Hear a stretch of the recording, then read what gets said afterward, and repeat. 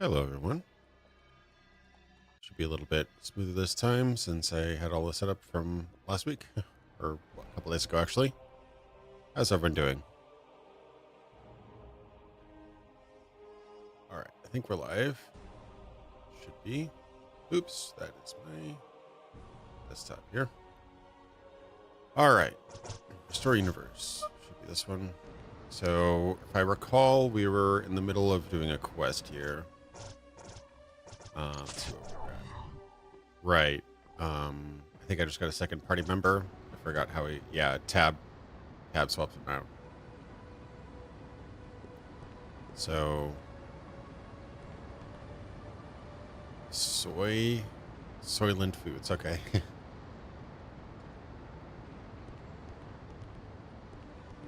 What was the Deus Ex meme? It's like, maybe you should have some soy food or whatever it was.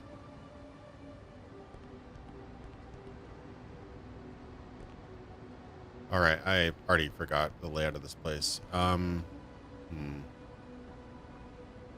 So I am going to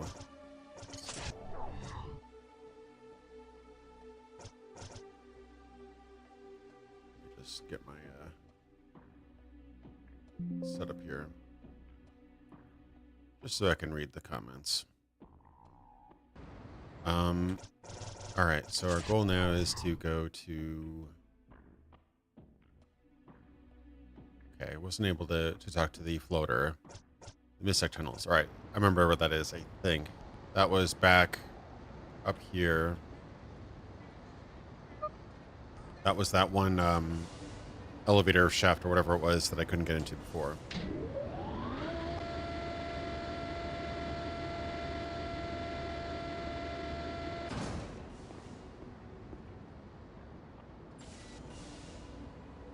It's probably a fairly simple map. It's just surprisingly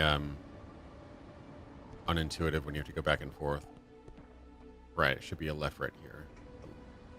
Left immediately here, I should say. Let me save real quick.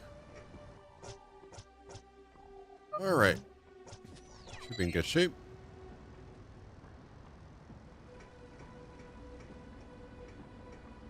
Junkyard area. I'm assuming that was the place. That was the place that was obviously blocked off by a guard at the time.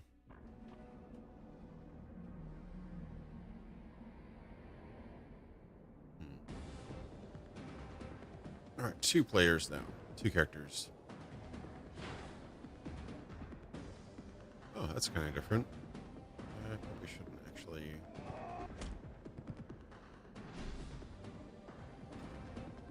Get that Fatima screen on there.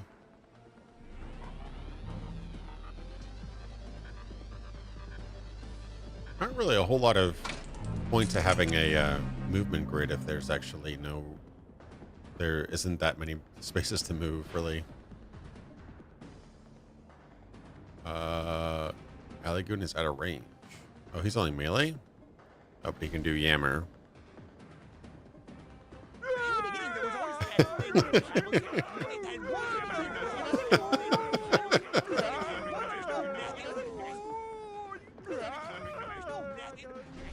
That's actually pretty funny. It's like what I do with my YouTube videos.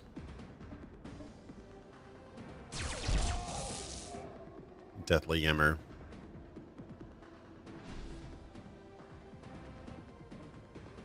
He's still out of range. Maybe he can move. I kind of want him to be out of range, though. Uh-oh.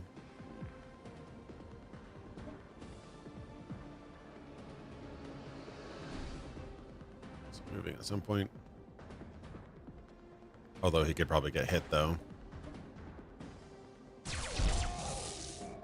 He should be ranged. He should be melee or something. Ah, we got him. All right, well, a little bit more depth, I guess. Still kind of taking its time. It's, for considering the team, I know that at least several of the people that worked on Doom, Quake, and stuff like that were big Chrono Trigger fans, including John Romero and Sandy Peterson. Not sure about Tom Hall, but I know they're big fans at that office. I'm just surprised they didn't notice the great pacing that Chrono Trigger had. Like you got some basic abilities and some combo techs like really early on, which I think helped make the game more exciting. Okay, this looks rather spooky.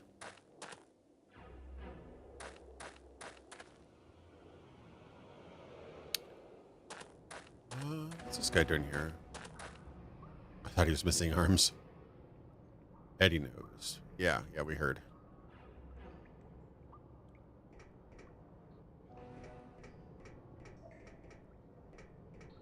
All right, so it's dead end. No, it's just very repetitive looking tunnel. It's going to be dangerous when I'm supposed to be platforming and I can barely see what's going on. You guys can see better than I can. I might actually have to look on the left screen just because it's so dark on my screen. All right. There we go. Not too bad. Not too shabby.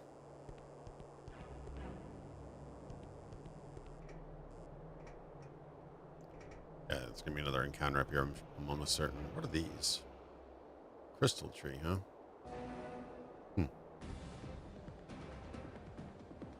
It's little alien guys. It's kind of fun.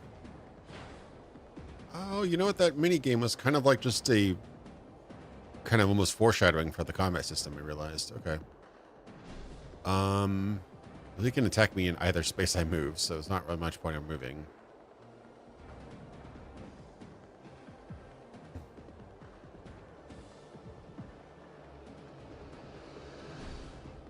So he should be meleeing, and I should move probably. He can't. He can't cast on anybody else.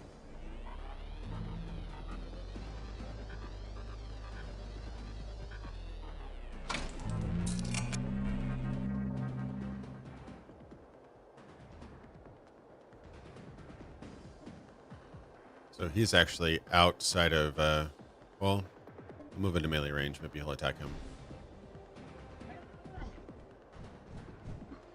Okay, fair enough. Miss. So if he will be outside of melee at that point.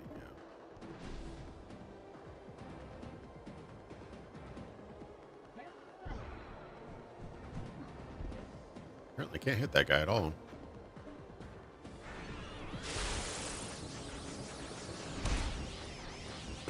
Pretty fancy attack there, bro.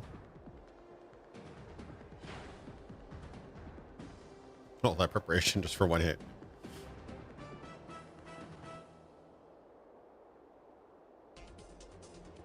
Ooh. Seems like the combat was way harder at the very beginning. The trees are holy.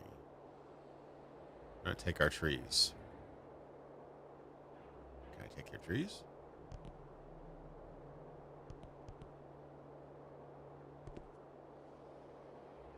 This is such a weird level design.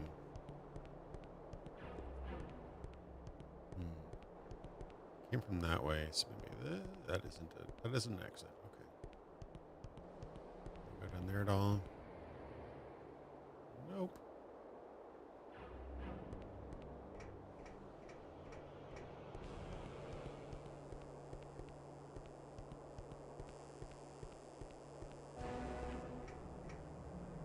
That looks like something interactive.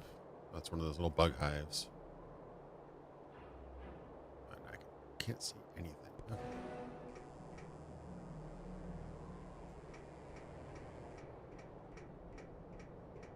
Okay, heading up this way. I don't think there's a crossroads in the tunnel, so I should be pretty much just going back to where I started. There's this guy.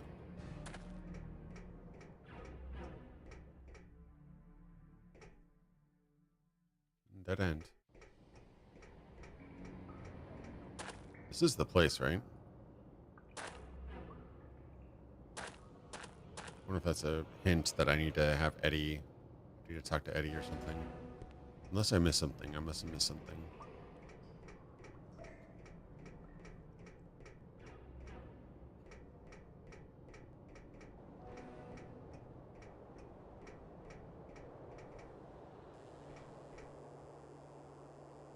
Shouldn't have to fall or anything, right?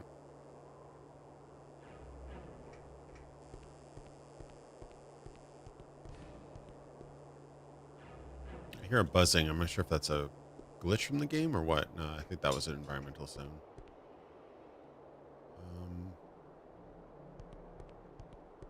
I'm a little confused because this seems like the right way to go.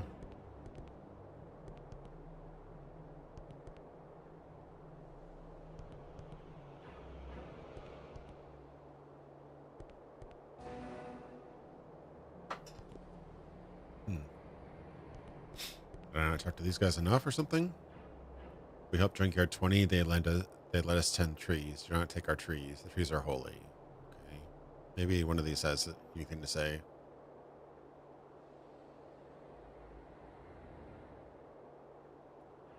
Keeps on me wanting me to click on the tree, not the guy. Don't take our trees. Trees are holy. Trees are holy.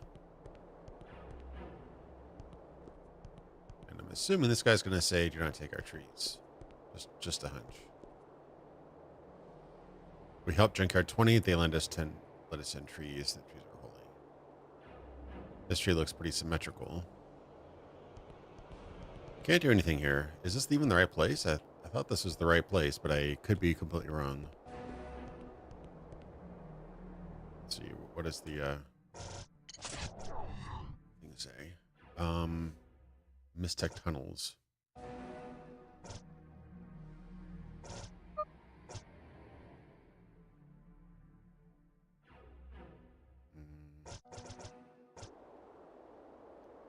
I'm just confused. Seems like the right area. I don't know what I'm missing.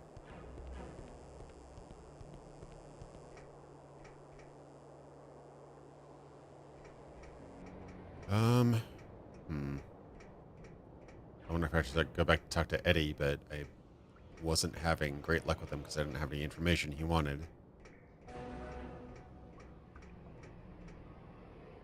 Unless I'm supposed to switch to this guy. Maybe he has something else to do. Let me try that real quick. Sorry for the run-ins. Yeah, just not sure what to do here. Repetition, I should say.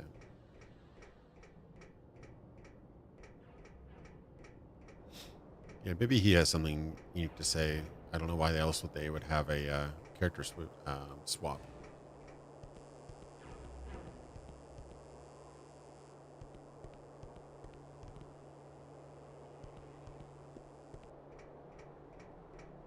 Let's get the same thing. Yep. Yep. Maybe he says stuff differently to these little guys. No. Yeah. Same old stuff. Okay. Well, never mind that then. What if I could fast forward a little bit? A little bit. It's gonna be dangerous walking those platforms to fast forward, though. So I will not do that. Could probably do these tunnels, though.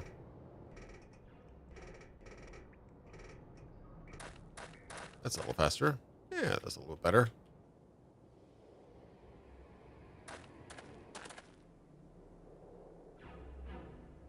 There's no real other exit over here. Pretty much this is the only way. Right? Wait, what's this? Tenements area, fountain spiral. Yeah, that's the way I entered. There wasn't a crossroads, was there? Nope, that was pretty much the only way I could go. Wait, there might be. This is different. Pre-owned shield cell. I already have one of those, but I'll take it.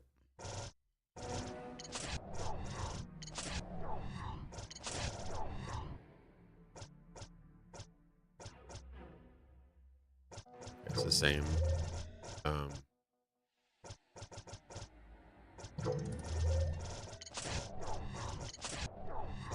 Oh, where did that come from?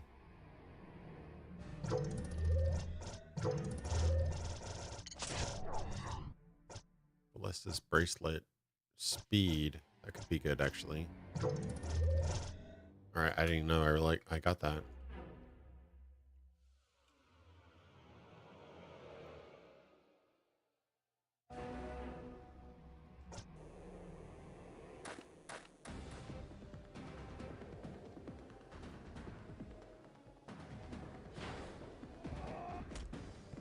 Ouch.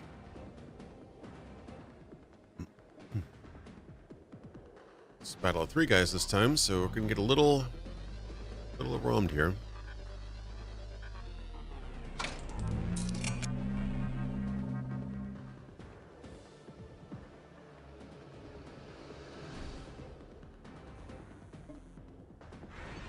It's pretty hard with this stuff, though.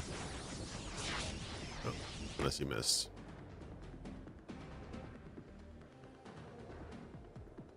Hey, good evening, Jesus. How's it going?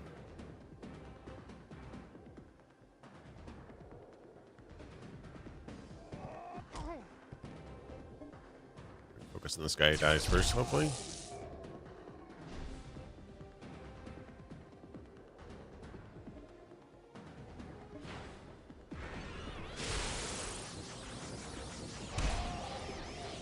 Usually take about 2 hits, I think, right?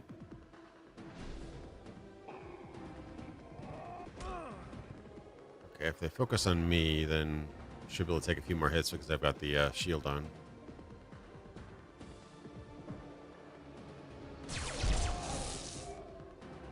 Should be able to finish that guy off, hopefully.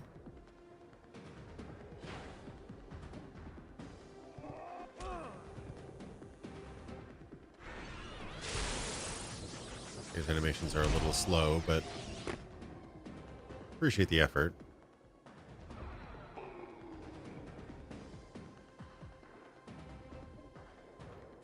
Can I move away from him at all? Not really. The movement thing is kind of strange in this game.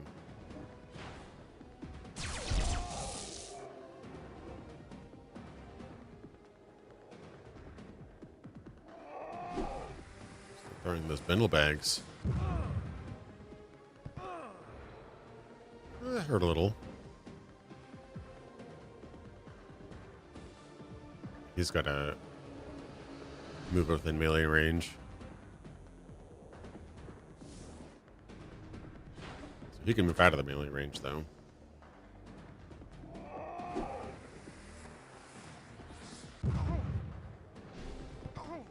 He started fire damage on me now.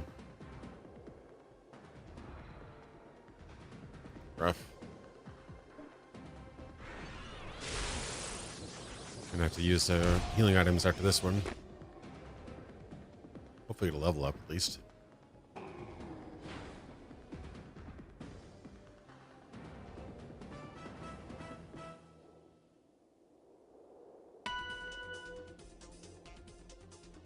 Yeah, level up. Nice. They should both get full healing, I'm assuming, right? They definitely healed. They didn't get full healing. Should be okay for now. We definitely like a save spot. There's more of them. Was there a save spot back here? I think there was, right?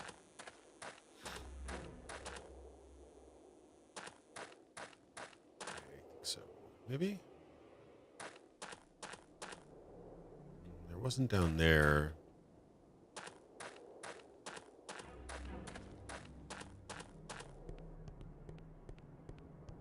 I was here. Good.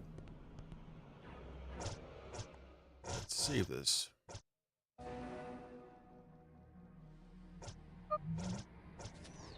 Just make sure I'm saving over the oldest save, so I have some room to backtrack in case I screw something up.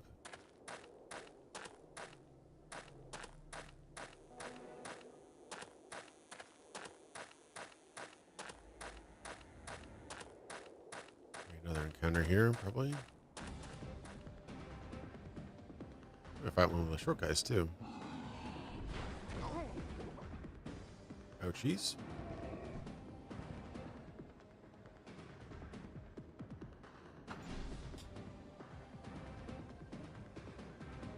Alright, let's yammer at this guy. Who should I yammer at? Little guy or the big guys?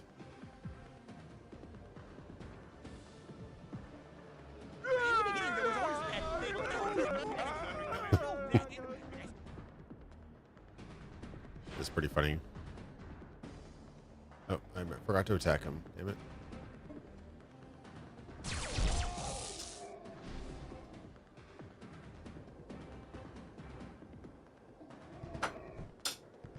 Forgot who I yammered now. You know what yammering does. Doesn't do direct damage. Seems to be confuse them or something. Maybe it aggroes them.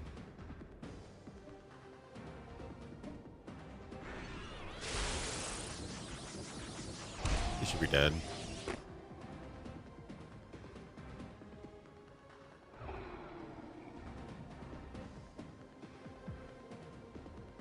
Probably myself, yeah. Just I'm trying to skip through some of these moves because it's going really slow.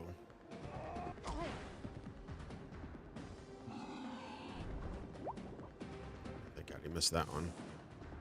He's got fire damage now. That's not good. Probably doesn't need to do a heal grease just yet, but take this guy out.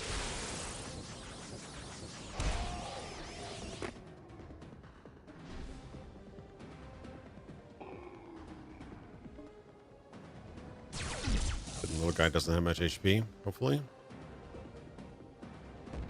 Oh, good.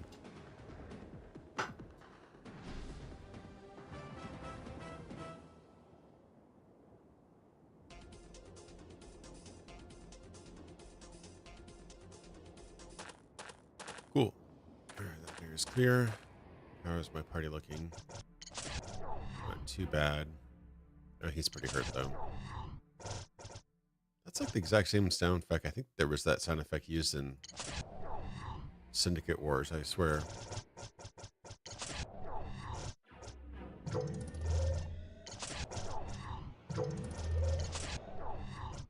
Yeah, very, very similar to Syndicate Wars. Is this back where I came from? I think so.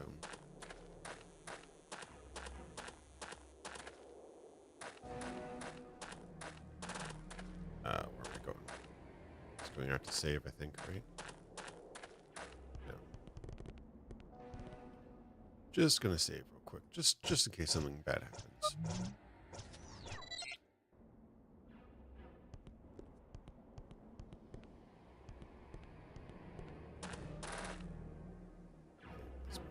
Okay.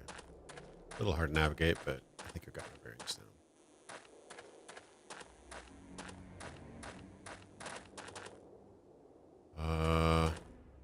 Yeah, this is the right way. Fragile. This looks like a suspicious area. Be something hidden back here. Kind of a cool skybox.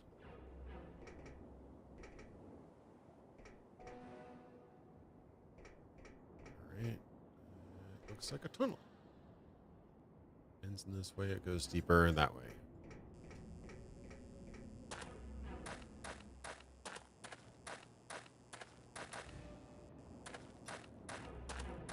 And more fighting.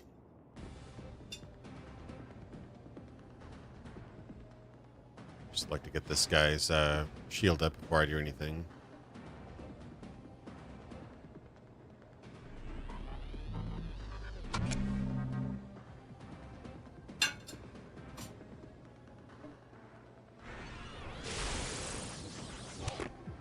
Sorry for the random speed ups. I'm just trying to get this game to go a little bit faster. Oh, he one-shot him that time. That's cool. Maybe because he leveled up. Oh, missed. Dang nabbit.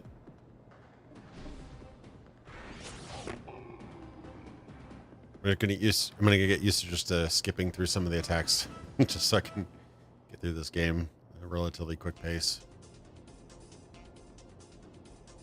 We get some okay money though. Should go back and get some upgrades after. It's just a post. I thought that might have been an item. It doesn't seem like I should have really got in there, but there's no other items here, right? I don't think there are. Looks like it's just a combat area, optional combat area. All right. Okay. Looked like it. Looked like a dead end for a second, but it's not. Other guy. You guys.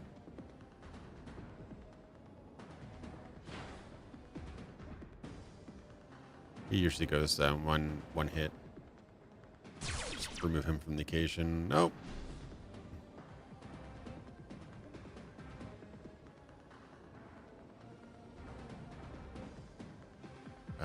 Not in range.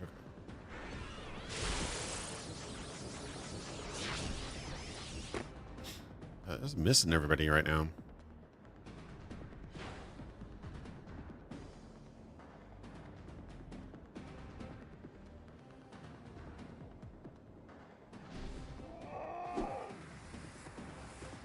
I don't know. He got bindled.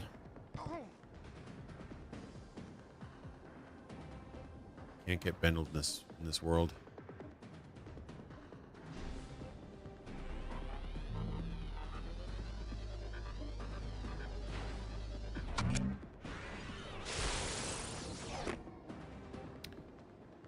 All right. Another bindle bag. How many bindle bags do these guys have? Fire damage. The fire damage is really gets you. Look, I didn't get poisoned too. Okay, he should be out. Gonna have to heal him up again.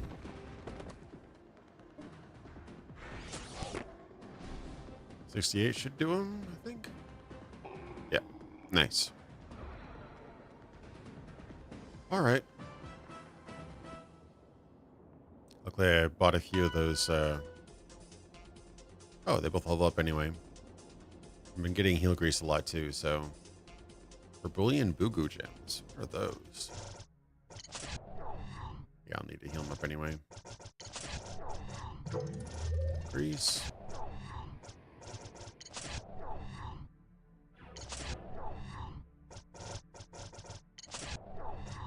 All right.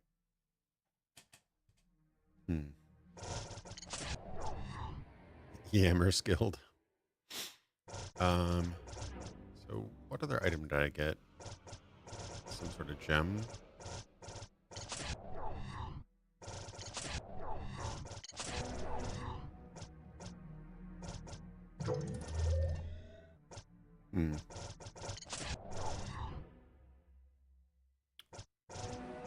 Oh, collectibles, there we go. Some tacos. I got some sort of gem though.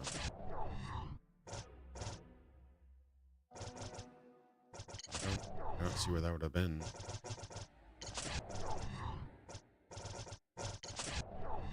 Okay, here we go. Bugu gems. Currency on Brabula. Okay. Totally forgot about the camera too.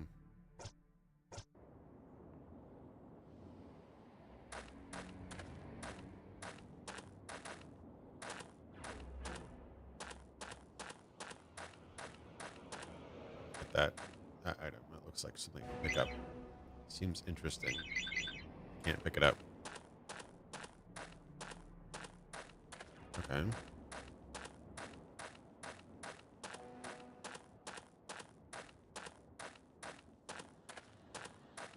Getting their mileage out of Crunch and Crunch 2 sound effects.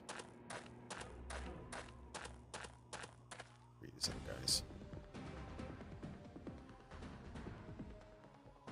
Guess we're getting quite a lot of more HP from leveling up, right?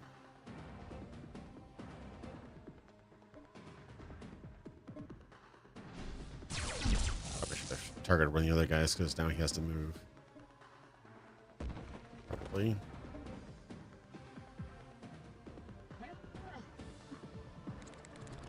Ooh, that's nasty. He got poison, look like. That's no good.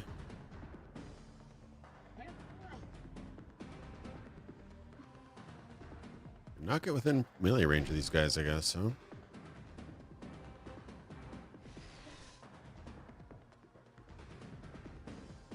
Out of range. Looks like exact. Oh, because I not in line of sight. Okay. amount.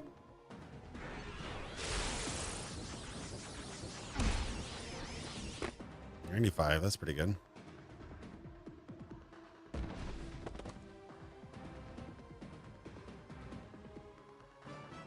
Okay.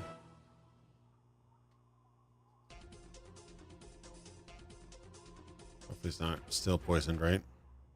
I don't think statuses last after a fight, I hope, at least.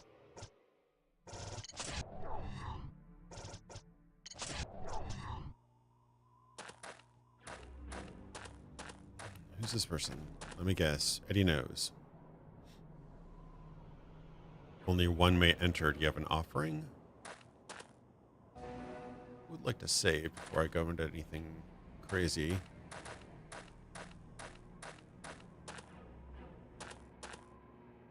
I don't think there's a save point here. Would very much like to save.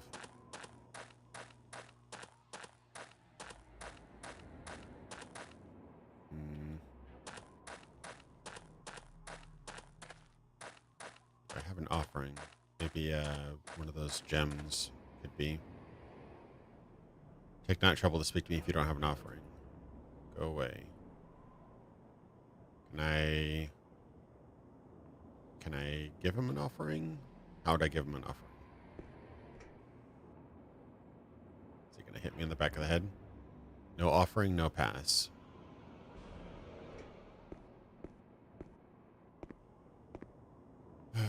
What offering would he want?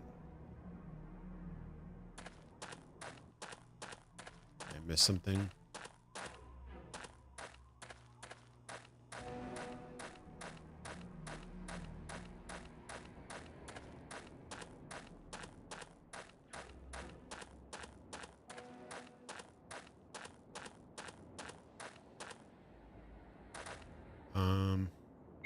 That looks like an offering, but I need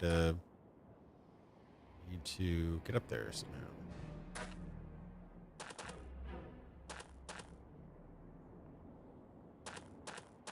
How does one get up there?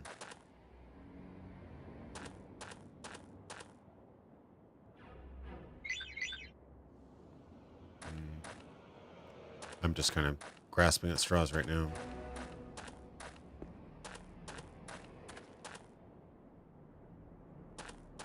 Okay, this is back to where I came from. I don't think I missed something dramatic, and so far the maps have been pretty linear.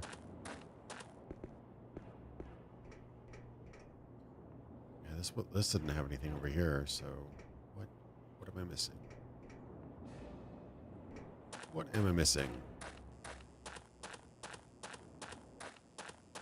Is there any hints in the or anything? Mistech tunnels. I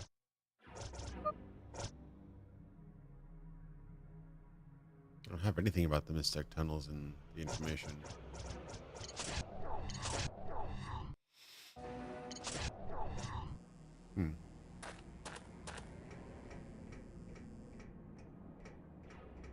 Okay.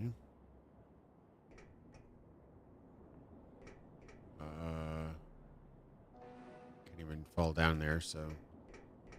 Yeah, I don't think I missed anything. At least I don't think I missed anything. Not much else to miss here. It's pretty straightforward.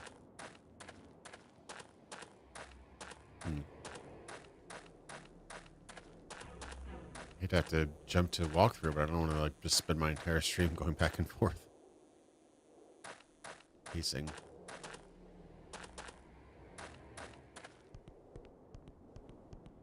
Is there something I missed here?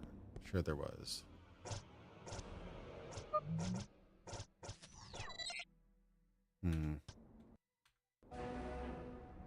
Okay. Could go to this area, see if there's anything over here.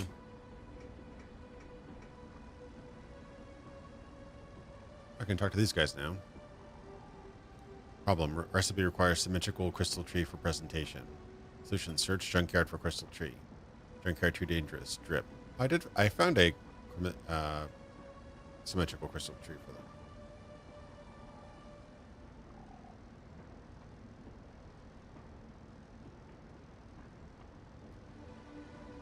Okay, so I just didn't talk to these guys. So I can probably interact with that tree now that I've talked to these guys.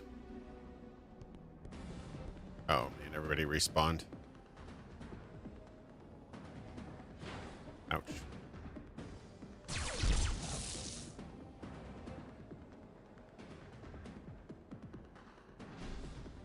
The second one-shot him now.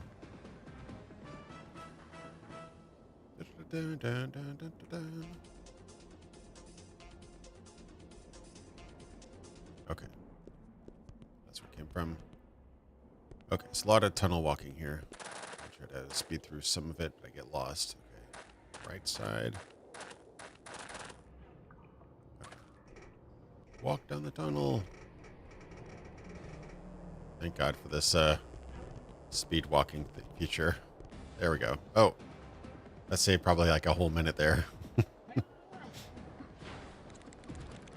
That's just nasty. And the sound effect is nasty. It's giving you like a toxic raspberry. It's out of range.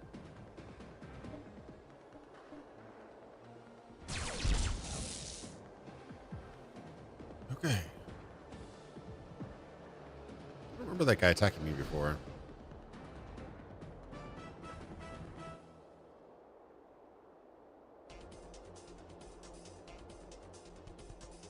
Symmetrical tree. I think I saw it here. Strange crystal tree. This one's the symmetrical one. Okay. Let me heal up real quick in case somebody's hurt.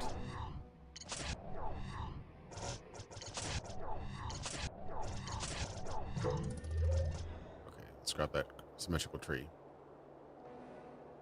And got it. I bet they'll all jump me, huh?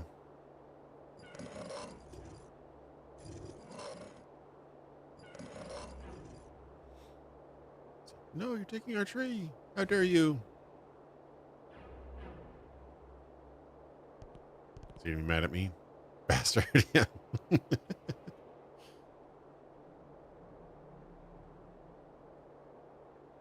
Yeah, they don't like me. They're not a fan of me. Alright, fast forward. So I've already walked up these tunnels a billion times. Okay.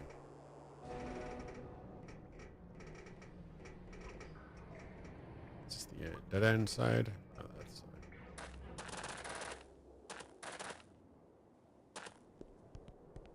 okay. That was pretty quick. I'm happy with that.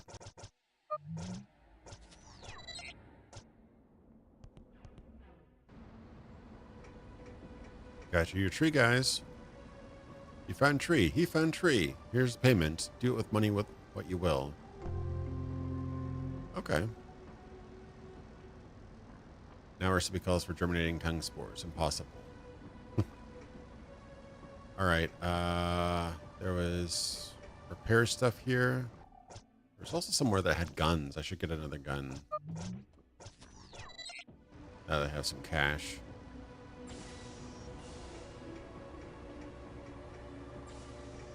There's the shopkeeper. She was right here, right?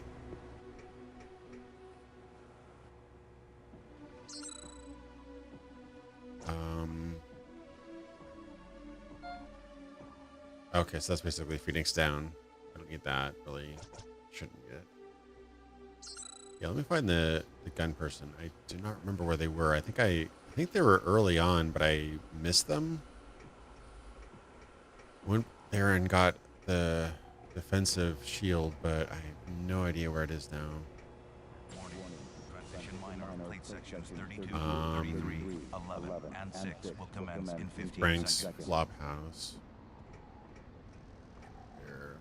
Platform area and Anachronox tours. Please keep area clear. I think it was this way. Anachronox is I not think liable for injury or death resulting from plate transitions. I'll have to try to remember where everything was. I think it was past the elevator.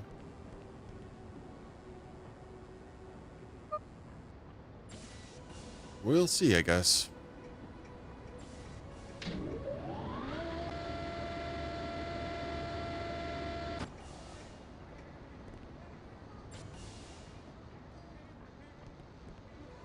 This was Frank's Flophouse. What was that anyway? Oh, right. That was a an inn, basically.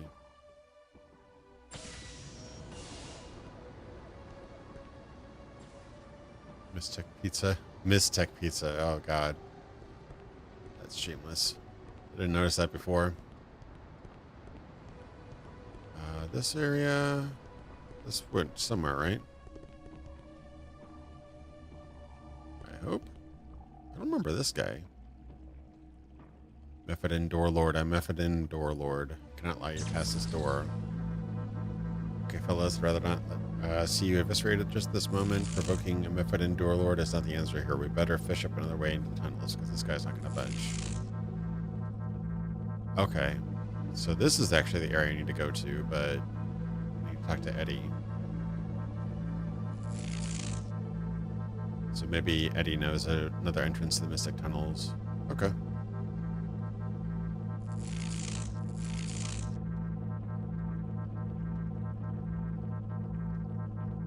So K. Conrad did not know where Eddie was. Or K. Conrad was not Eddie. For some reason I thought he was Eddie. Okay. Alright, well, I just happened to come across the place I'm supposed to be at. So that's good, I guess. Actually, just trying to find a place to buy equipment. This is just them beating somebody up or shaking them up, whatever. That was the tenements. Warning. Transition major of plate section C, D, E, and F will commence in 15 seconds. Zordo's Gun Palace. Please keep area clear. The District of South Anachronox is not liable for injury or death resulting from plate transition. Stand by. Okay.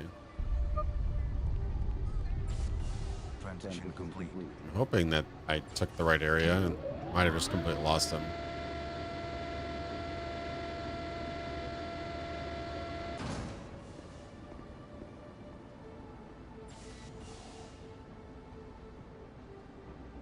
Did I lose him? I may have just lost him. Oh wait, he's here. That's kind of cool. It sets him on like a little animation, like a little movement path. I just follow him.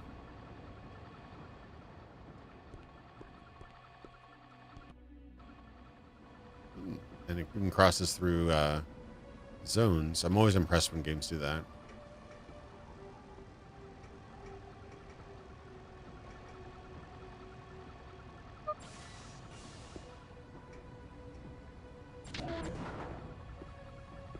Okay. So far, so good. Seems like a rip off to pay this guy, but definitely is nice to know where I'm going for once.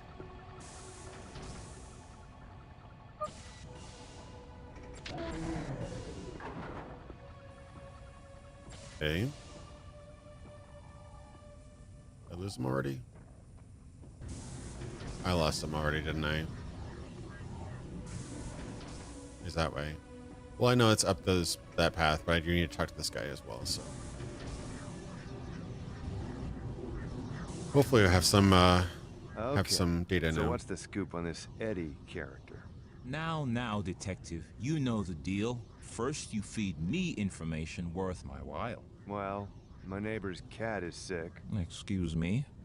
Yeah, blood in his vomit and everything. Oh, that won't do, detective. Another try, please. Well, there's always Doyle. Doyle Doralimus, bouncer at Rowdy's. What about him? Rowdy's been lazy with the payroll. Doyle monkeys with the books, paying himself for extra days.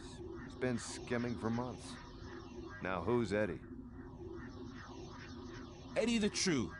Eddie, like myself, gathers information. Although not the most reputable of callings, I realize. Eddie has elevated our lowly profession into nothing less than an art form. No fact is too small.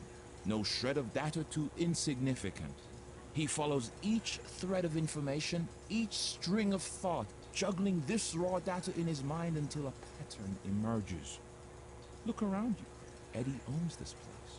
He owns it in the most devious way possible. In his mind. Make no mistake, Detective. Eddie knows. Yeah, whatever. Where do I find this creep? Loco Coldwolf. Who? What? Loco Coldwolf. A name.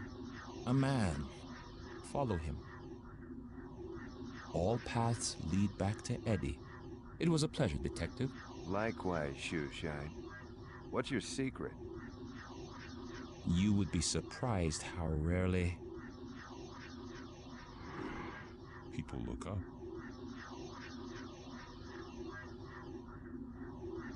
Weird.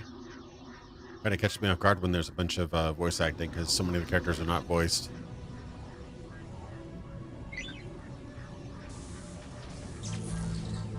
Okay, Boots. I ran a center net search for Lecco Coldwolf. Owns a pawn shop in the slums. The last place of residence is 628 Barton Arms in the tenements. Oh, I've seen that. Yeah, I've seen that. I thought it was a store, actually. But I want to make sure that I get some better weapons and stuff, so better check out Zippo's, whatever his name is.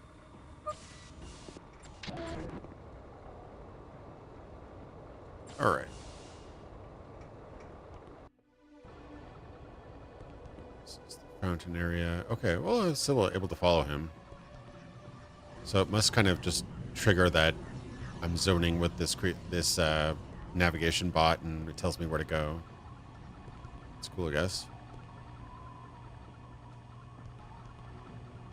They probably put this little system in because people are getting frustrated and not being able to figure out where things were.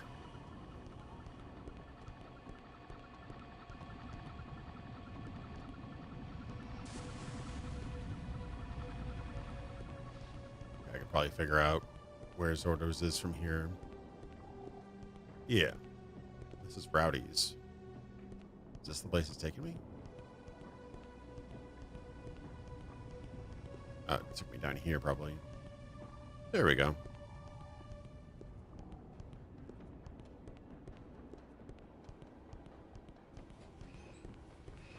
I definitely took the wrong route. Okay. Yeah, I would have probably spent an obscene amount of time trying to figure out where this guy was.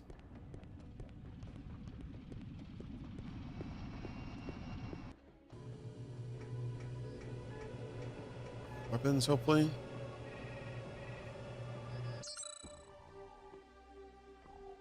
Okay, could probably sell.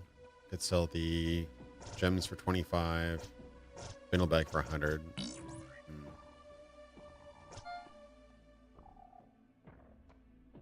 Glowing radiated mouse. Oh, is that like a mana potion or something? Increases block. Wristbands of whacking. Increases beefiness 1 level in battle.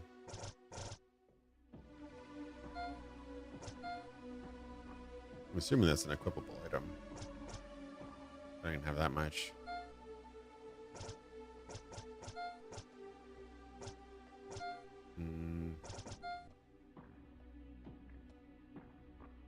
I'm confused. Now I'm for a guy who's called Gun Palace, he doesn't have a whole lot of guns, does he?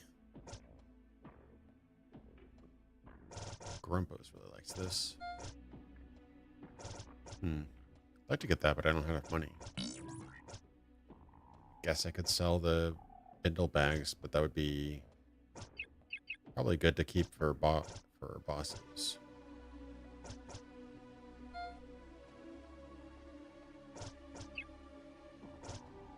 That would get me... No, it wouldn't even be enough.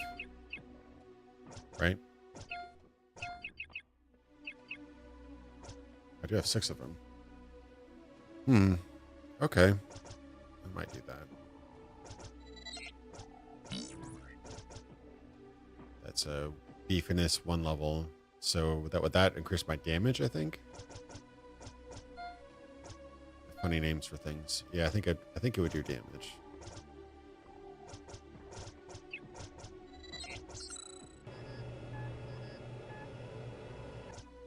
Okay.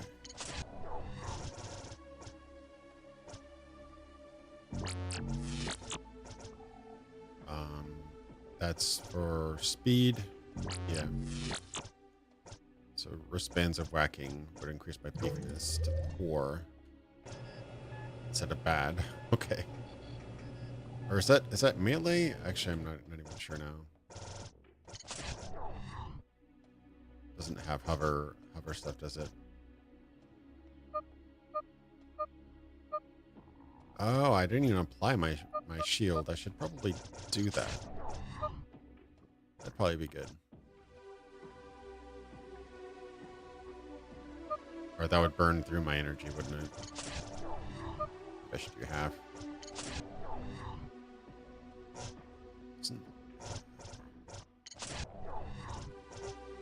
I forgot what Fatima said about beefiness and stuff like that. Hmm.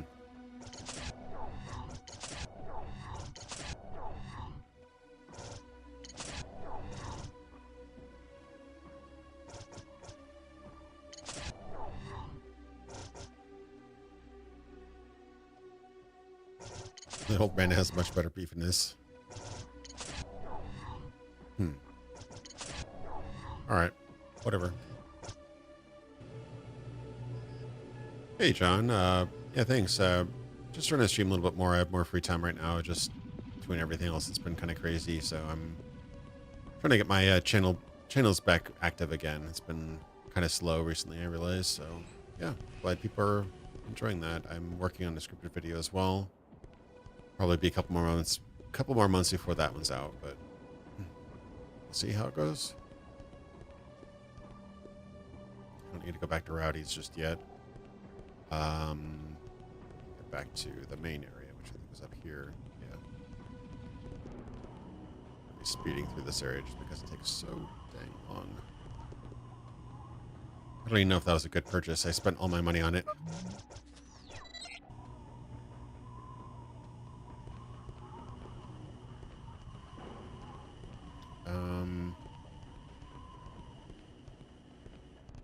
This area up here.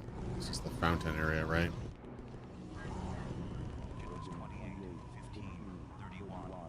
I don't need to do the training again. I just need to go to Aztec Museum. No, I don't need to go that way. Up here there was a split, right? The exit to... There we go. This way. Transition complete. Cool.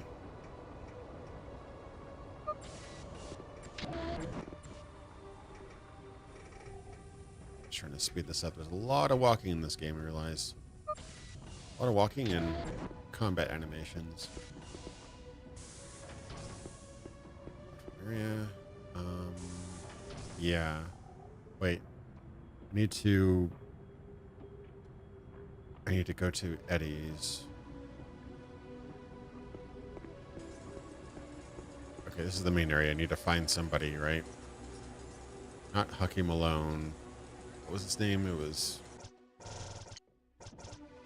Oh, Barton Arms, right. That was that other area. I've seen that.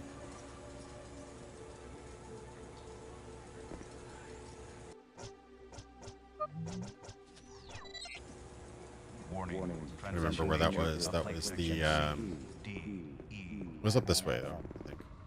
Yeah, it was this way.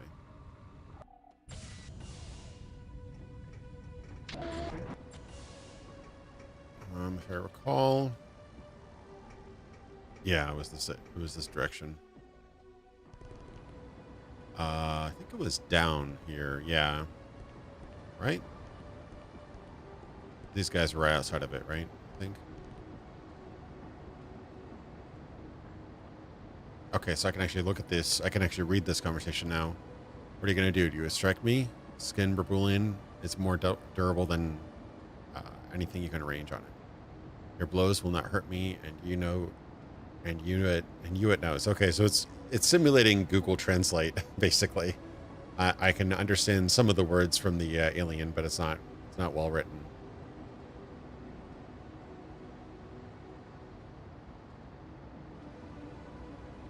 Oh, the tickle machine. All right. This was the place, right? No, this wasn't the place. It was down here, I think. Oh, cutscene. This must be the place then.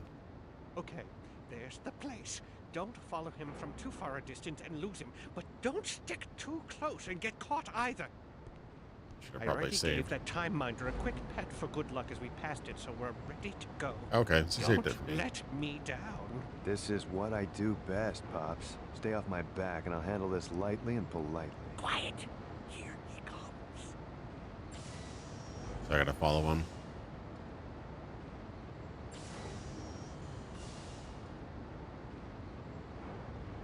Hey, buddy. Warning. Transition major of plate section C, D, E, Too and close. F will commence in 15 seconds. Just casually walk behind him. Can't get too close to him from the stairs. This reminds me of I don't think I've really done these kind of missions for a long time. Probably since Assassin's Creed 1 or something. Transition complete.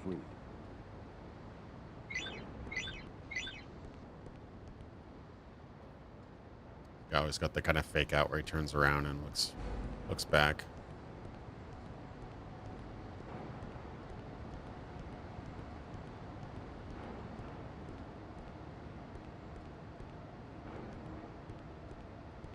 All right, we still got him. We still got him.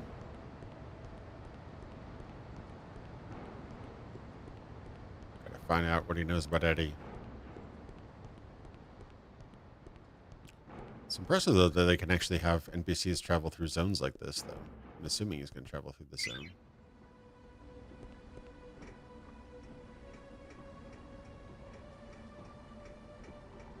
This guy seemed to be following him, too.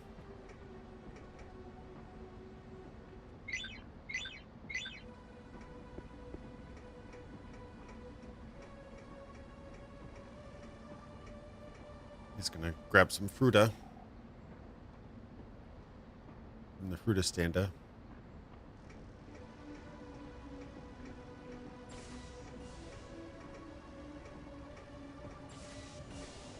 Ooh, alright, so I gotta follow him up there. That's gonna be a problem.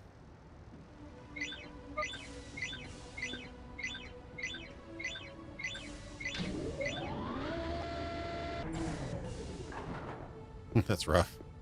Can't take the same elevator as him.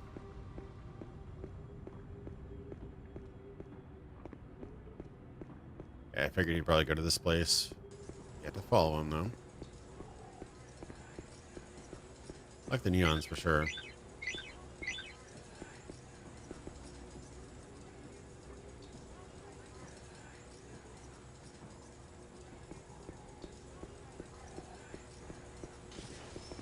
Nox box. Casinox.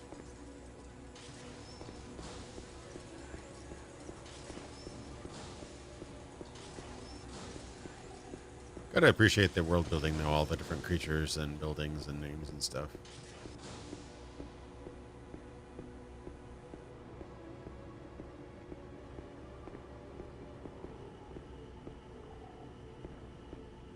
If I don't get jumped by anybody.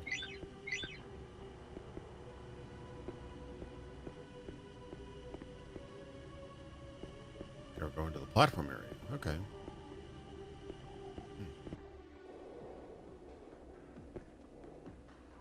Some secret area over here, huh? Just casually follow him.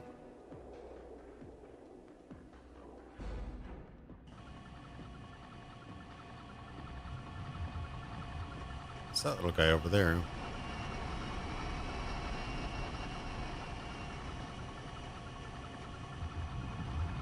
Don't fall in too hastily.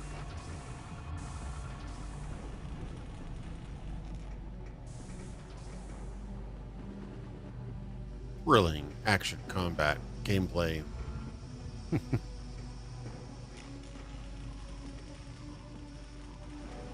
Very unusual level design, though. Gotta appreciate that, at least.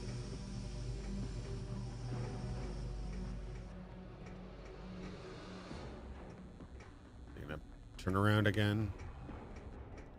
Set off my little bleep meter. Yeah. This is a pretty long tailing mission, isn't it?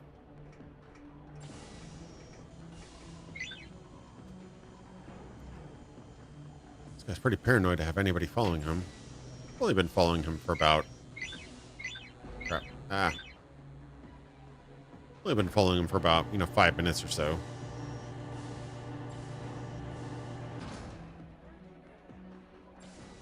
When? Tuesday.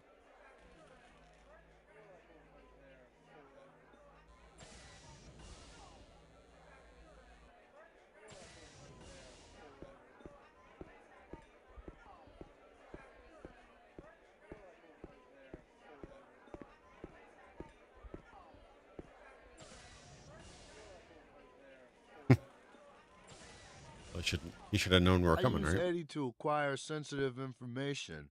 My clients pay big bucks to find out if, say, their wife's cheating on them or if their business partner's taking them for a ride, but Eddie's more discreet than a private dick, see, 'cause he just happens to know things, you know? And the fact that I charge a personal go-between fee ain't nobody but nobody's business, so give me the briefcase back. Not until you tell us where to find Eddie, you skunk. Come on, you ain't gonna be that way. He lives in the junkyard. That stinkhole?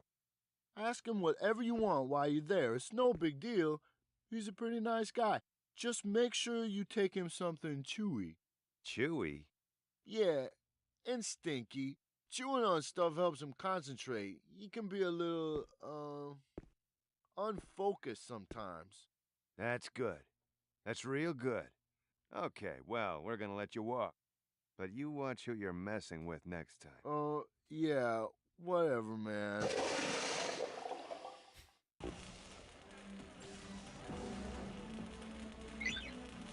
Very, very classy.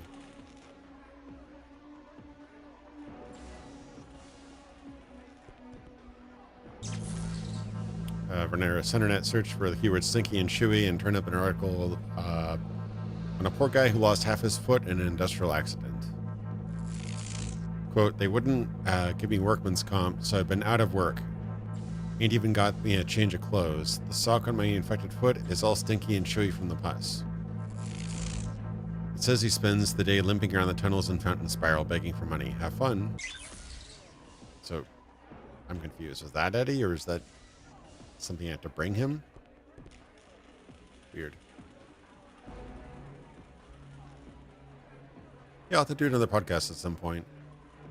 Bring out a topic. I don't have a regular schedule or anything, obviously. I just kind of, when the opportunity or the idea comes to me, I just sort of throw it together in a week or so.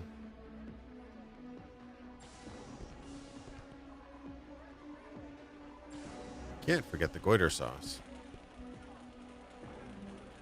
Let's hope I could order something. Yeah, this map is interesting. I keep on discovering new areas that I didn't even know were there.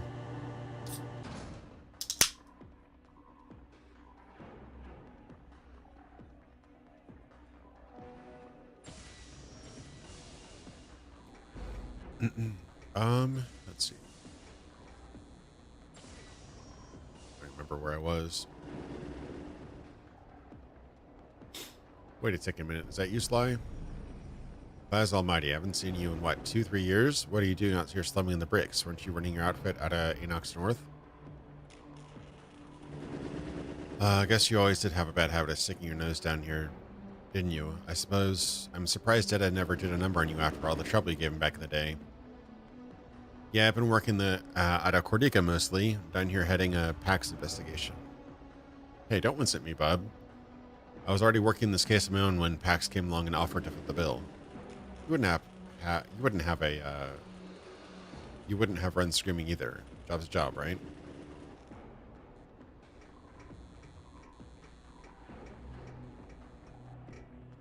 What is this?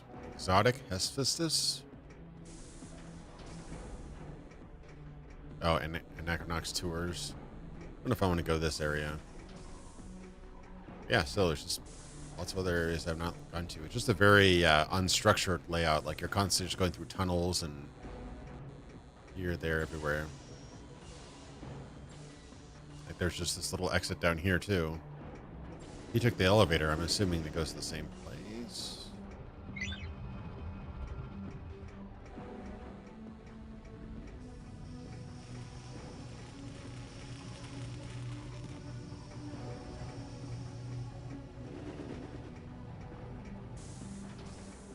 Yeah, unstructured, I guess, would be the idea of this design.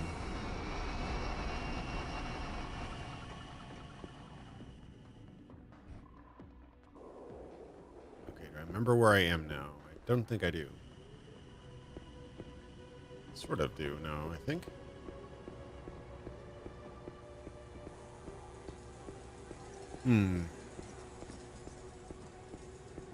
So what was my guide on this one? It's a limping guy in the tunnels near Fountain Spiral with a real stinky sock. Hell, it might even be chewy.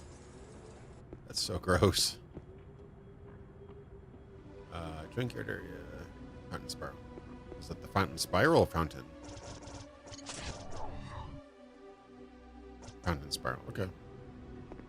I'll go there then.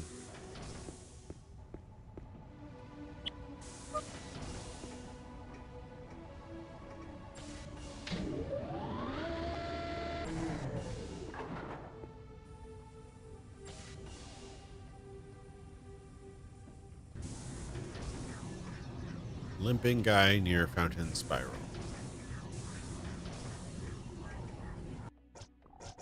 Might as well save and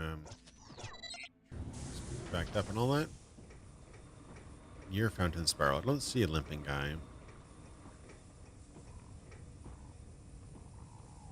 No, wait. First I'm going to take all his money, then I'm going to kill him. My father deserved better. Simon Langer must die for what he did. Too bad his address isn't listed on CenterNet. If only I knew where Simon Langer lives, I could avenge the death of my father. Oh, since I've been there, I can tell her now where she's looking for the guy. Are you serious? I've given up all hope of deliverance. Here's 50 loonies for your trouble. That's all I can afford. Okay. Who rules the city? Trevor Goodchild. That's a tough watch, that show. It's really cool looking, and Flux, but yeah, that's a weird show. What's weird about it is that I think like for the first 3 quote-unquote seasons, there's actually no dialogue. They didn't add. I think it was like season 3 or one of the later seasons finally adds speech to the show. Before that, it's all kind of like just a silent film. That guy is probably what I'm looking for. Scotch Ferguson. The key to stay on the same plane. Key is to stay on the same plane. Or I'm looking for a limping guy, right?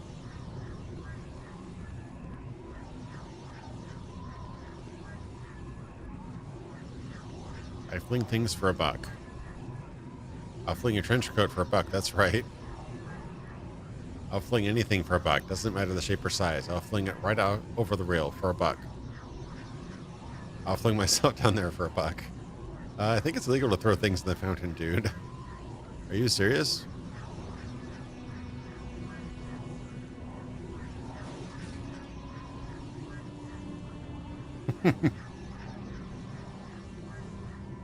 He was my friend. Okay. There's definitely a lot of weird little, seemingly in-jokes in this game, or just random humor, I guess. He's not limping. Yeah, the package? Oh, wait, or, nothing. Just waiting for my wife. Sure you are.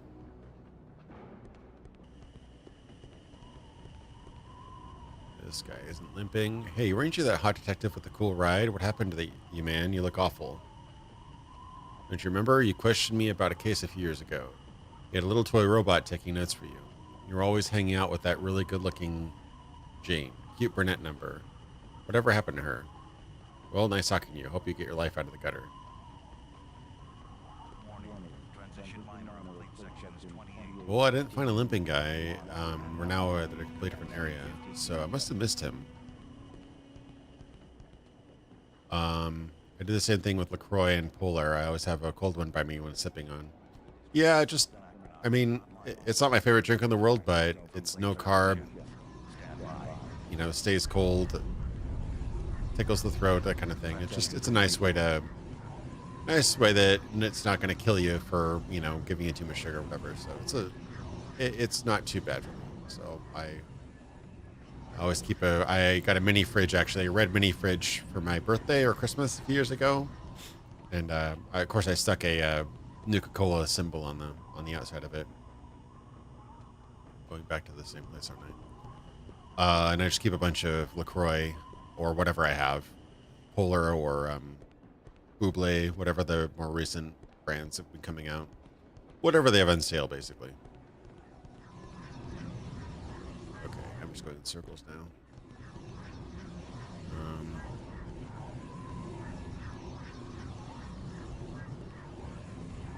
I didn't see anybody limping around here, did I? I'm supposed to be going to my girlfriend's house, but if I wait 10 more minutes, Anachronox will rearrange itself, placing her closer to me so I don't have to travel so far. You gotta be smart and think ahead when traveling in Anachronox. It's just hard giving directions.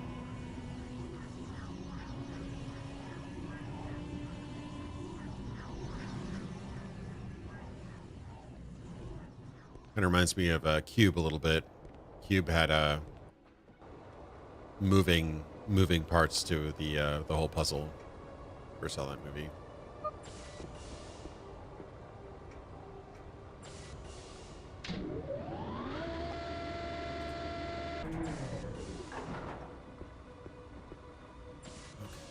Limping person.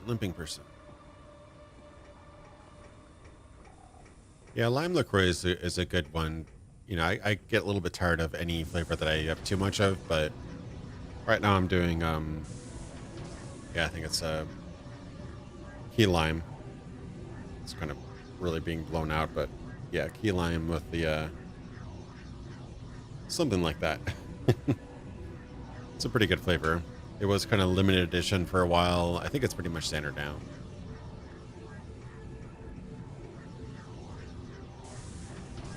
It's got to be nice being a graphic designer working for LaCroix. You basically just have the same exact design, just change color A, B, C, and change the name, and you're good.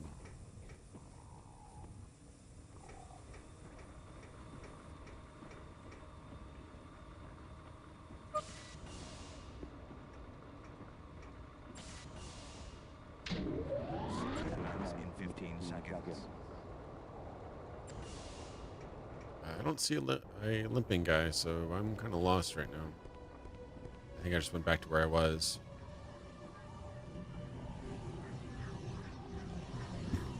Yeah.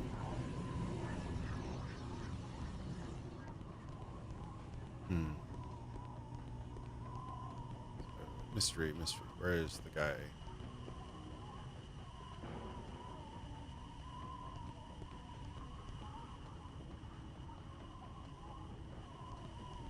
That should be the place. The fountain, the actual fountain should be the place, right?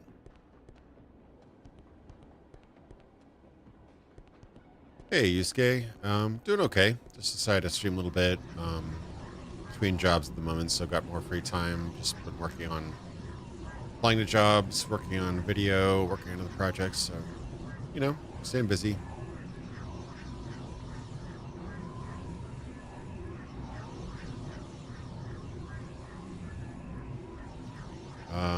You're going to see a guy who limps.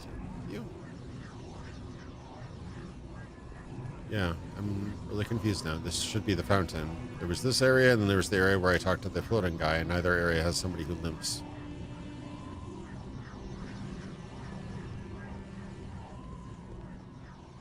Didn't miss anybody. No, this is the area. Okay, I'll go one more time back to the other area, but I'm pretty sure I've checked everywhere.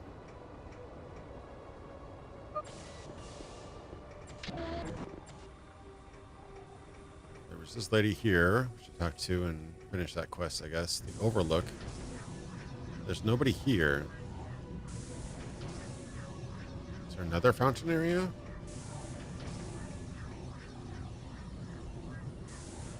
I don't know.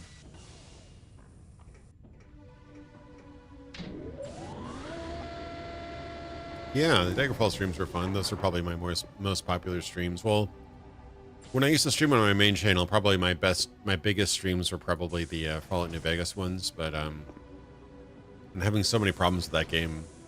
Last time I tried to mod it, it was just a complete bust. So I've been a little bit frustrated with that. Lucko? Yeah, I know the guy. He does business with the casino. What's it to you?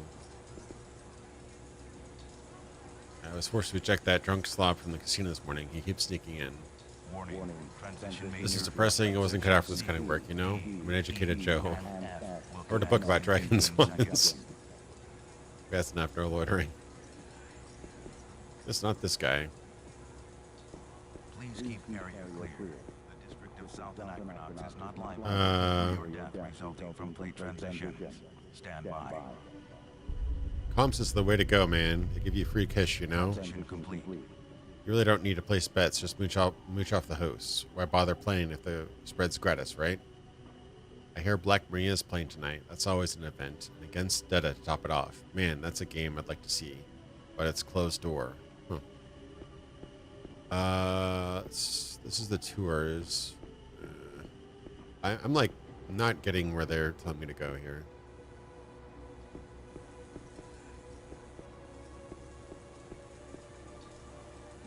Yeah, you know exactly the problems, right? It was like there was some sort of layer issue where it was rendering some layers on top of the others. I got it to work mostly okay, but a couple times, but ever since I changed computers and stuff, it's just been a complete bust. Like, can't get the mods to work. It's been very frustrating.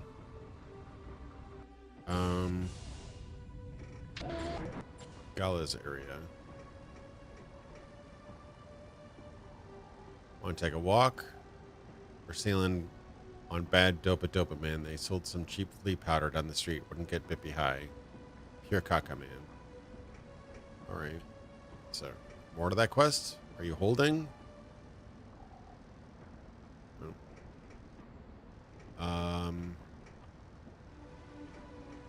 What's the fruit guy say? Don't touch the fruit fresca. It's not for sale. That's the tenements. Yeah, I mean, the quest distinctly says that he's near the fountain, right? There's a limping guy in the tunnels near the fountain spiral with a real stinky sock. Near the tunnels. So it's got to be there. It must be near the tunnels.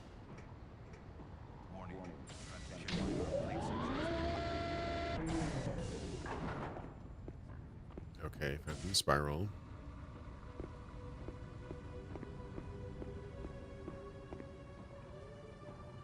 Fountain spiral, right here.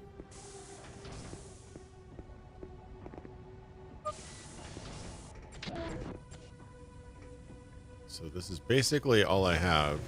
It's this area. There's no tunnels in this zone. Tunnels near the fountain spiral.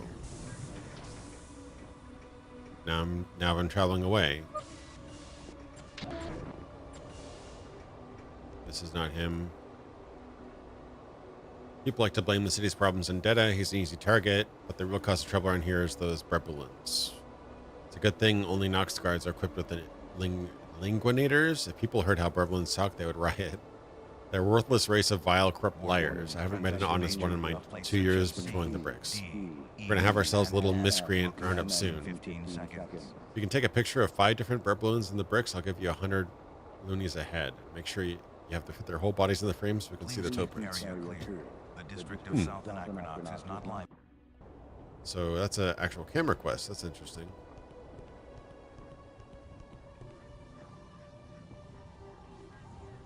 This guy isn't limping, but he's the only guy on the floor that I see. What was the guy's name that we saw? Limping guy, yeah. Not him. Limping guy. him either. I can try going further. This is the spiral area. No, that's the guy that was waiting for a package or something. I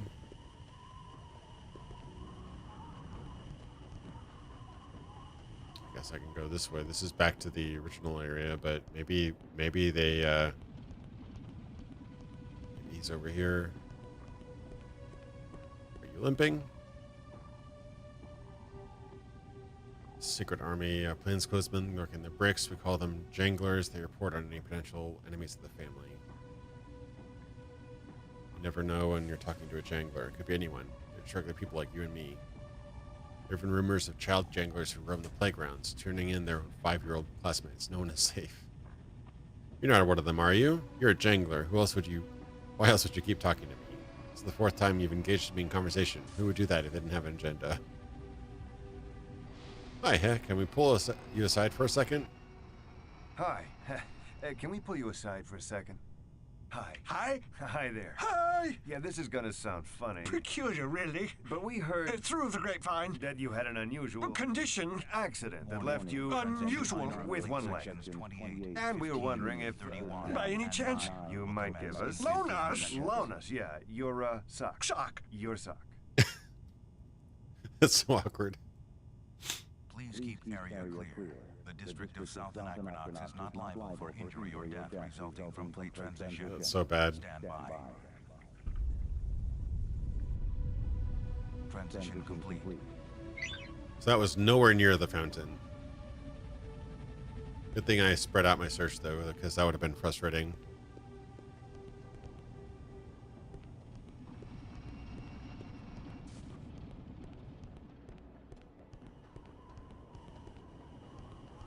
Yeah, I'm going to try to get through the end of this game. I honestly, I don't think I'll be able to stream the whole thing, but I'll play a few more times maybe, and then I'll probably switch to Deus Ex or Deus Ex 2 or something. I'm confused. Not that way.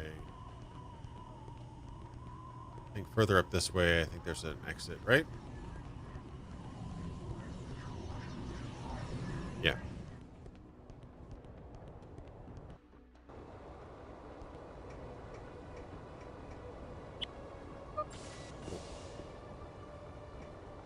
Stinky and chewy. That's so gross.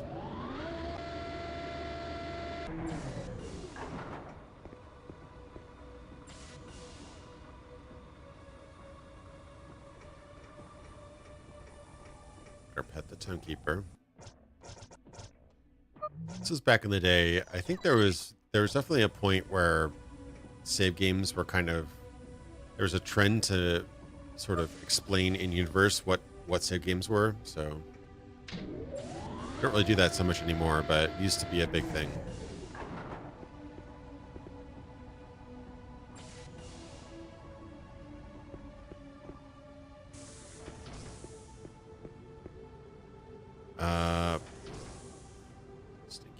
All right, I need to go to,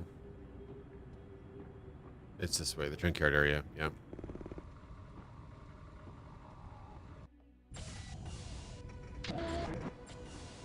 Just trying to get through here quickly. Junkyard area. Save real quick. And do they say where he was? He was somewhere in the junkyard. You want something chewy, right? Nope. Bites. Surprised you played it back in the day. It was a very, not very successful game, Anachronox.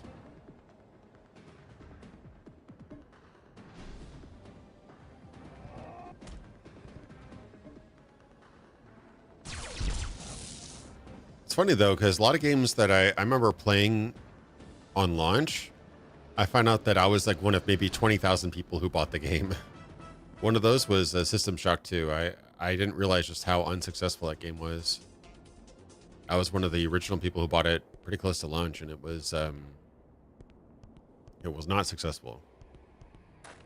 Which I was shocked to hear about, because people praised it to high heaven, but it just didn't sell very well. Which area do I have to go to? He lives in the junkyard. So knocked down by the crystal, the junk area, not by the crystal guys. I'm assuming, right?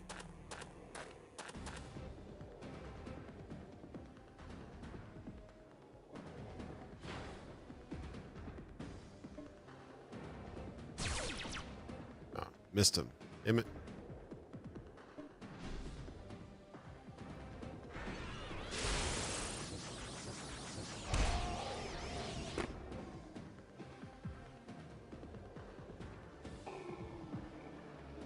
Yeah, it wasn't unavailable or anything like that. Just not many people bought it, so I was just surprised you're one of them. Small world too, because I like one of the games that I played when I was younger was Netstorm, and I did that Netstorm video a couple years ago, and it seemed like it seemed like almost nobody bought that game because like you could get the free version and play quite a bit of it, and it was one of the few games you could download off of the internet, you know, and apparently there was that you could even download the free version and crack that. Like they hadn't figured out that you shouldn't give the full version out on the internet, basically. Yeah, I actually made that exact point, Yusuke. You might have been before you came on, but yeah, that's absolutely the sound effect in the character or inventory screen or something of Syndicate Wars. I don't think there was anything untoward being done there. I just think they probably used the general 1000 sound effect library. That's what a lot of games did around this time.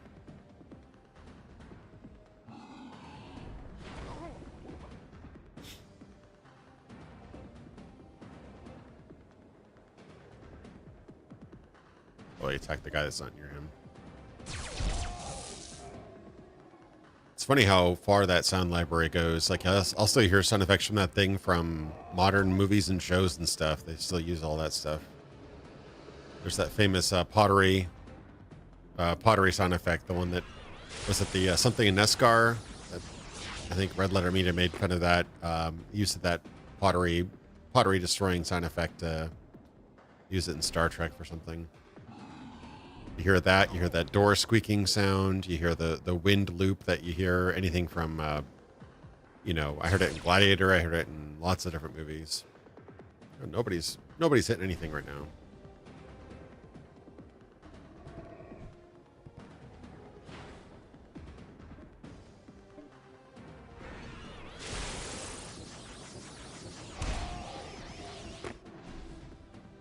It's funny when like the first time it gets used is the sound effect kind of becomes iconic to that particular property though. Like if you took that, whatever they did, the machine gun through the flanging effect they did for Aliens, and then that kind of becomes the iconic sound of the Colonial Marine rifle, whatever they call it, right? But if you were to do that again, you'd be like, wait, that's the Colonial Marine rifle sound. You can't do that. So funny. I don't know where this guy is. I'm assuming it's probably the empty space. Oh, is that... Was he the guy at the end that wanted an offering?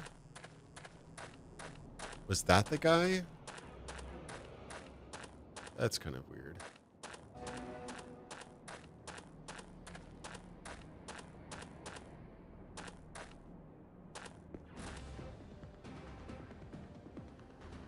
Guess that makes sense.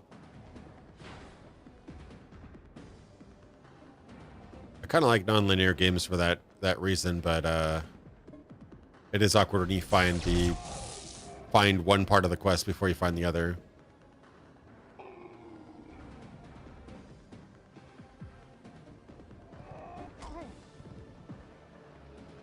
I've been leveling up quite a bit. Our max health is pretty high.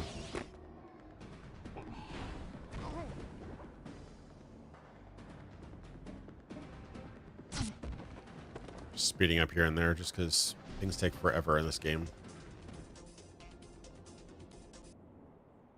Actually, held it down there. I really want to get that thing.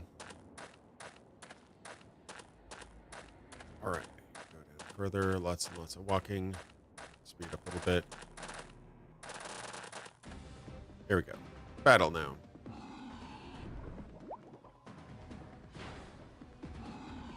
Yeah, the GOG version, I don't know when they added it, but the GOG version has a turbo button, which is quite useful.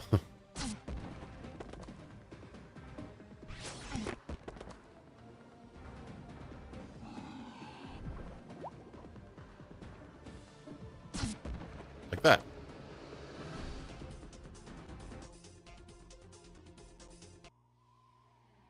Cool. We have your socks, sir. Offering? Very nice, very nice. Only one may enter. Maintain distance, make not sudden movement. Suspicious anything, and we split from your life. Understand? Okay.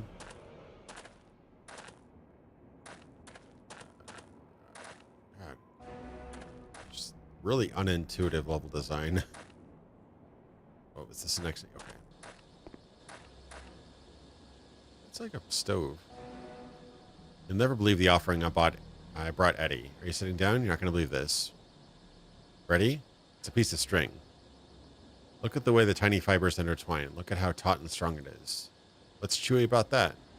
Are you kidding? I'm not falling for that. You just want to steal a gnaw off my string. I know your type. Go get your own string.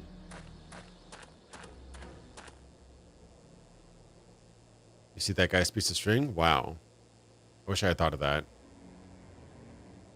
The guy with the piece of string should wrestle the guy who brought floss. Someone brought floss? I'm still waiting for a number. Did you get a number? Wish I had thought of that. Should probably save in case there's an important decision or something. Oh, is that Eddie? That's Bennett. I'm here for Eddie, man. I've been here for the sign. I'm here for the signs he gives. He writes them in the sand, man, of your mind. You know, like his brain. He's got a hotline to the truth, man.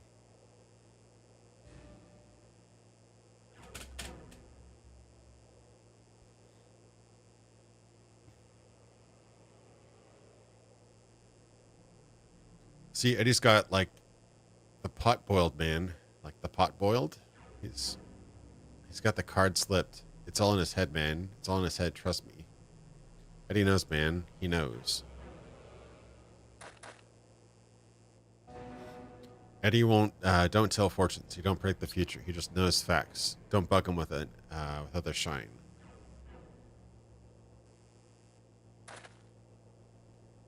I wasn't sure what to bring as an offering, so I brought a rubber duck.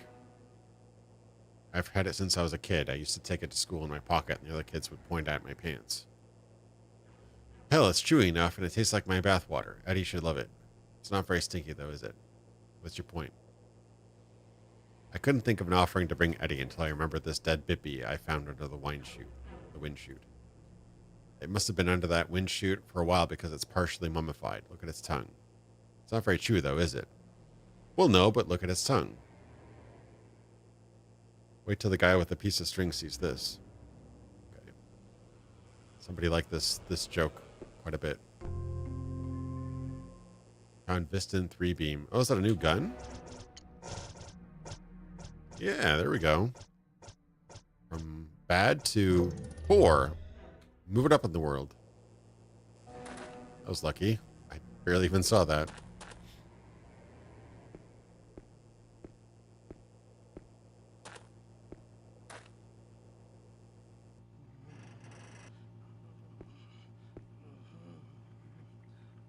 That's not disturbing or anything.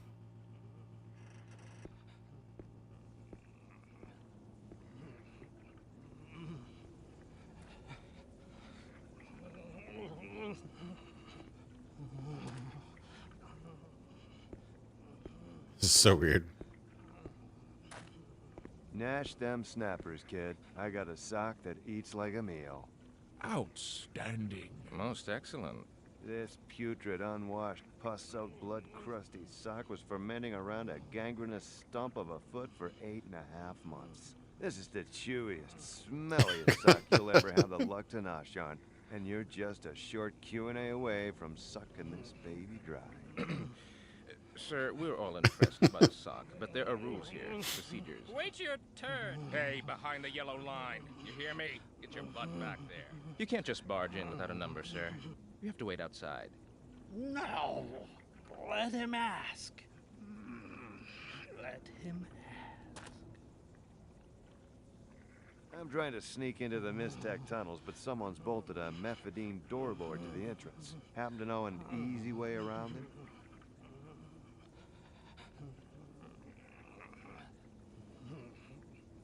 You must give Eddie the sock before he will answer. What? Forget it then. Eddie's mind is overpopulated with information. Chewing helps him focus. It allows him to sort through the overwhelming data in his brain and pinpoint specific strands of thought. Who thought of It's this the quest? only way he can concentrate. Sounds like a scam to me. Thanks anyway. Fatima. What did you say? Fatima. Who's Fatima? How do you know about Fatima. Much pain. Much pain. Eddie's gift is strong.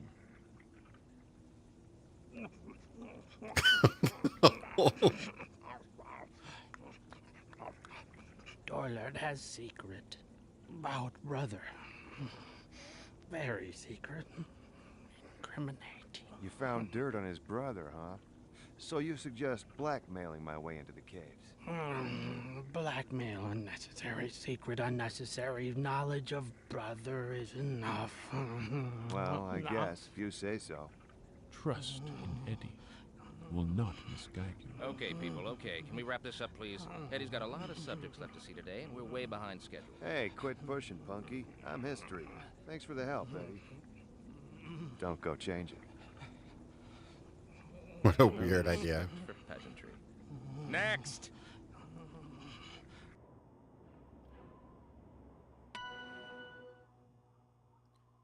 In an age of game designed by committee, I love a game that can commit to way too hard to a joke that one dev was really into.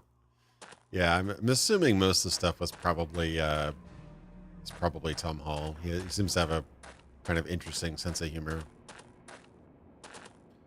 If I recall the story, I think he wrote a Bible for Doom. He was basically going to come up with like this really intense dramatic storyline with a lot of dialogue and cutscenes and stuff for Doom. Kind of, I think it was kind of inspired by Aliens, actually.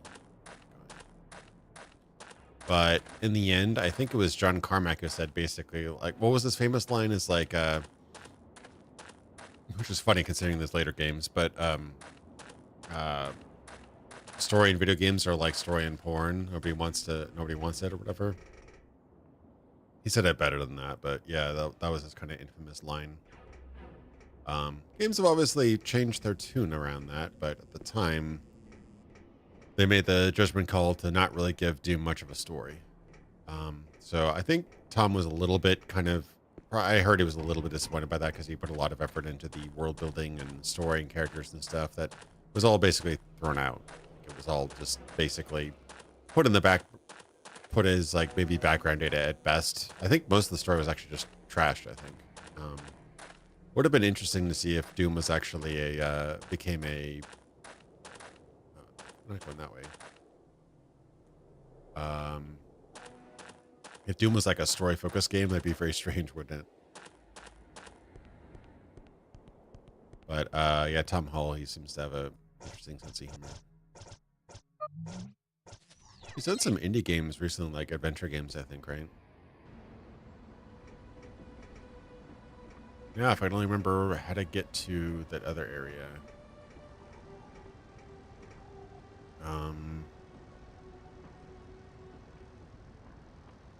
Right, that's the quote. Story in a game is like a story in a porn movie. It's expected to be the not important. Which is funny because wasn't Carmack, wasn't he still at id Software when they did Rage? That was a very story heavy focused. That was a heavy story focused game, wasn't it? I didn't get very far in it. I have tried to replay Rage a couple times. It doesn't grip me, unfortunately. The premise is super interesting, but then it just gets into like Mad Max, but with John Goodman and kind of Not nearly as, not as edgy as Mad Max, but not as, yeah, it was weird. Right, guard. There's a guard around here somewhere, right? The door guard. Where was that? I do not remember where the door guard was.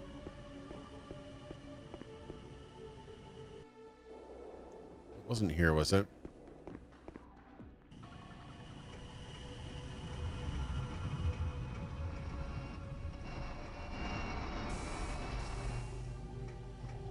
I'm just gonna get lost now. This place is such a maze.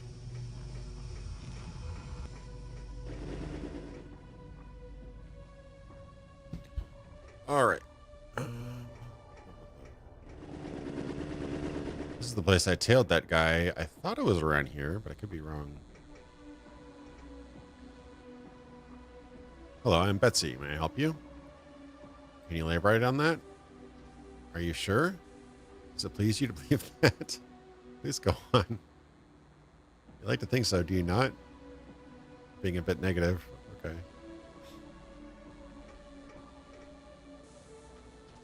Really, I don't remember pop-in. It actually ran pretty well. I think I first played it when I had an AMD build, and certain games ran great, like Rage. Rage ran fantastically.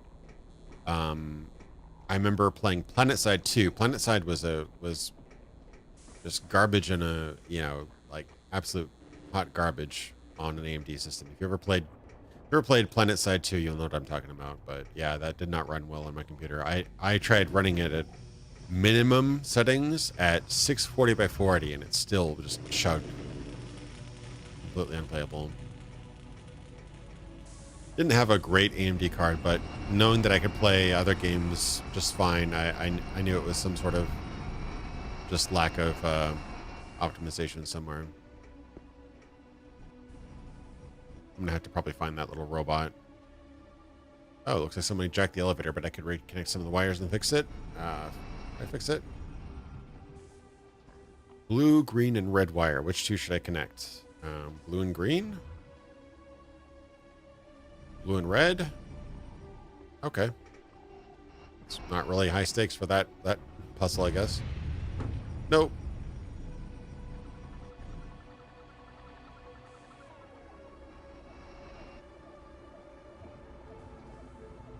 Nice. Yes. Blue, green and red. I guess it's kind of toast now. I guess that was the point. This area blew open though. Can I actually use this area now, or is it just for giggles?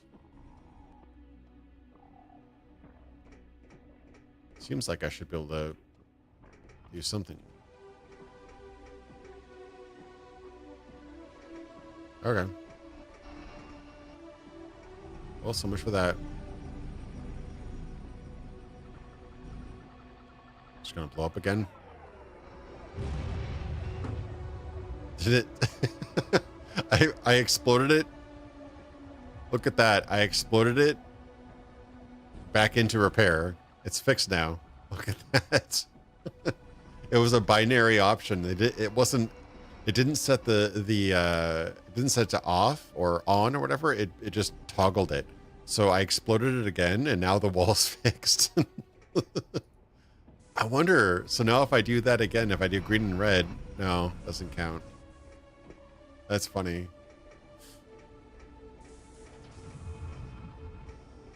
Yeah, my AMD card was, or my AMD CPU wasn't great at the time either, but I was able to run certain games fine. I had a good GPU, just not a very good CPU.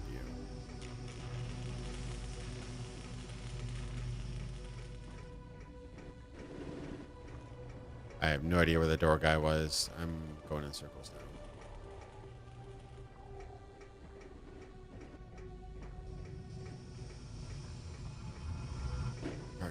Time for some turbo. Just need to get out of this area. Where am I going?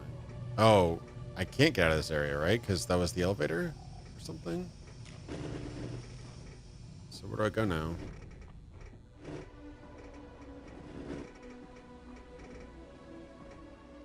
Am I really stuck? This is the tours area. I wasn't trying to go this place, but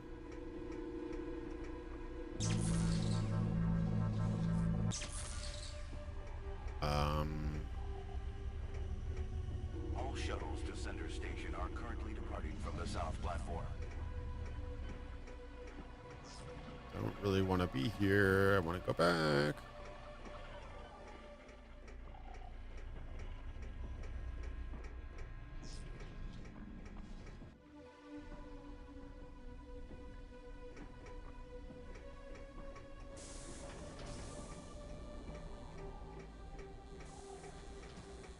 Hopefully I didn't screw up my my ride back.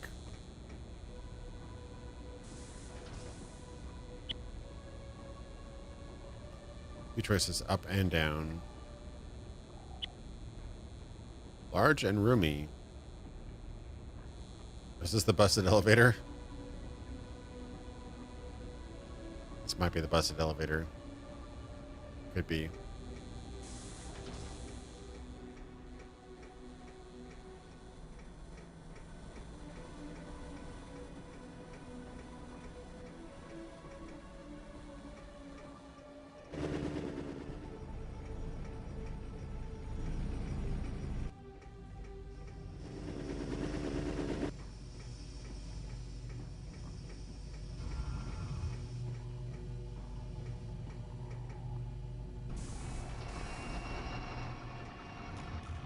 This might be the right place. This is the place I went to before. Okay, I think I'm back now.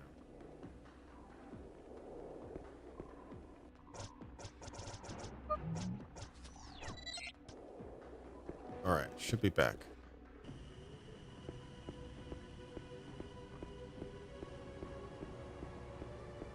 I'm wondering if you're supposed to break that elevator. I thought that it might have unlocked something else, but couldn't find anything back there. So where am I going now? I have.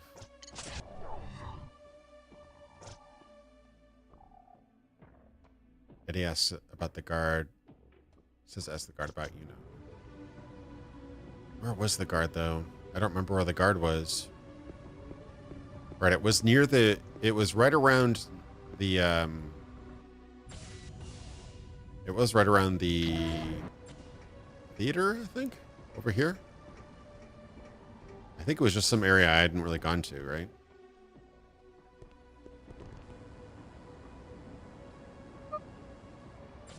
I'm getting confused by this place. Right, there was a theater.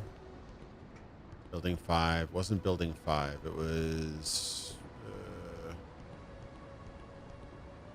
it wasn't this guard. It was the door guard.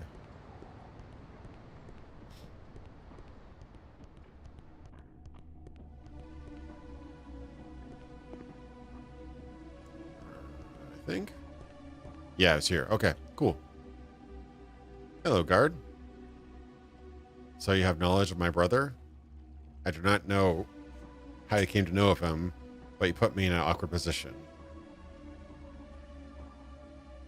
The knowledge you're blackmailing me with must not be exposed under any circumstances. However, I am genetically predisposed to guard this door. So what does this put, where does this put the both of us? Luckily, I have knowledge of an alternate entrance. Under this bridge, there is a stream. It leads to a subterranean opening into the tunnels. Now take this knowledge and never speak to my brother again. Do you wish to enter the Mystic tunnels? Yes. Hope you enjoy a long, painful death.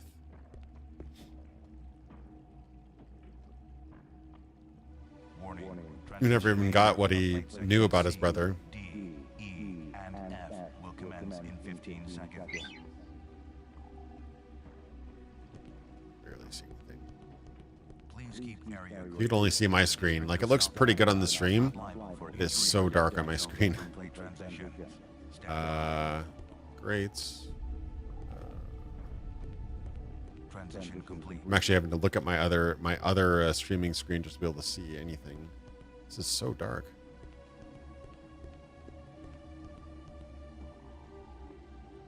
I don't see anything.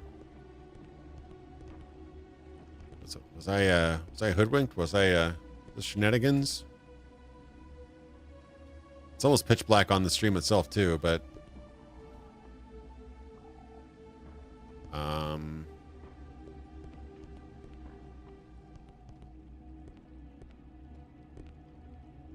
so there's not much else to do here. Was I supposed to zone or something?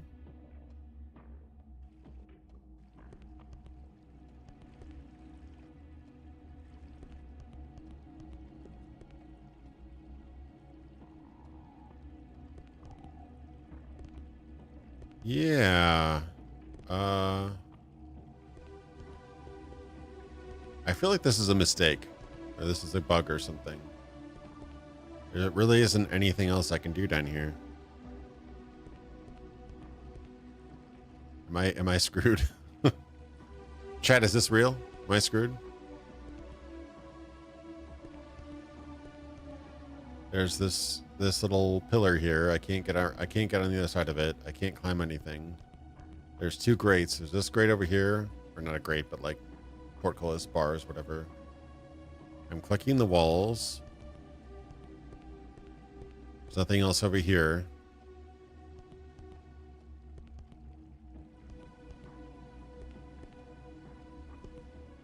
I can't get behind this.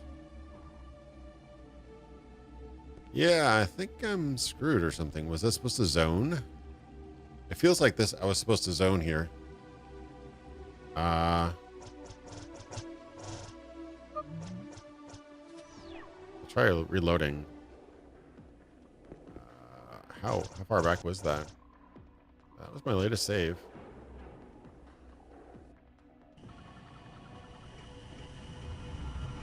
Is this the area I was supposed to go to? I don't think so. Try again. I almost think that there was some sort of loading error.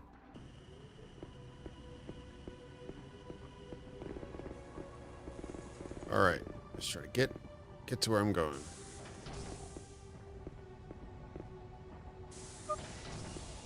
Am I going the right way? I don't think I'm going the right way now, am I?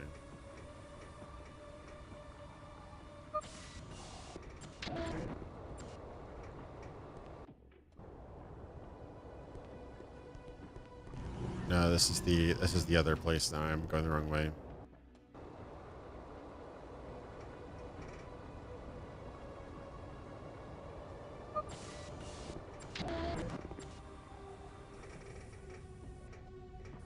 That's the spiral. Okay, so here. Casinox area. So go through the Casinox area. This way, right? Yeah. My drink brain and the fact that I haven't played quite a while renders me useless. Sorry. The only reason I've not played this game before either. The only reason I think it was a bug is because the area was so low poly and so unfinished that I think I was supposed to zone when I went down there, and it didn't happen. So I think that something kind of messed up. So I'm gonna save at this little guy over here.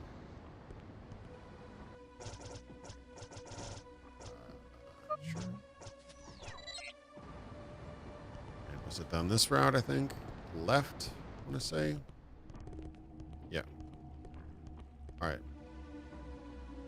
Yep.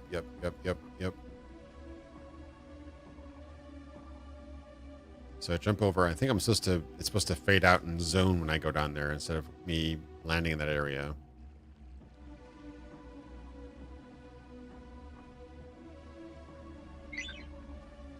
F1. Accompany Mr. Metastravos at a full exploration of the Mistec tunnels. Don't screw it up, Boots. We need the dough. That's fine, but how do I get out of it? This isn't the Mistec tunnels. This is a dead end. There's nothing on the walls. There's nothing. Does he have anything to do? He has the Yammer skill, but it's not coming in. Yammer? I can't yammer at anything.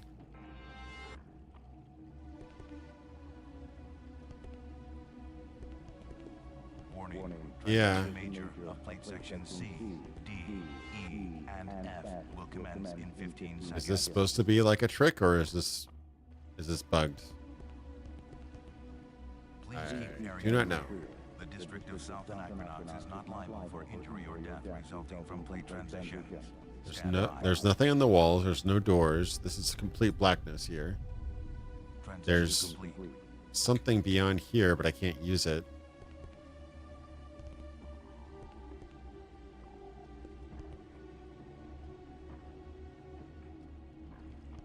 Some sort of BS. Is there something on the floor? I don't see anything on the floor.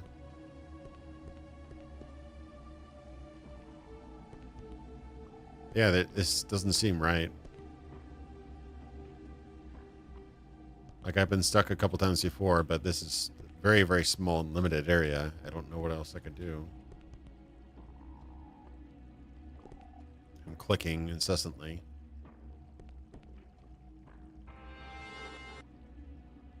I can't yammer. Well, this is going to make a very short quest, isn't it?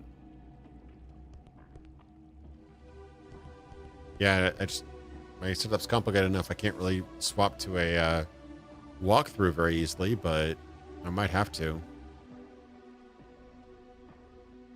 Okay. So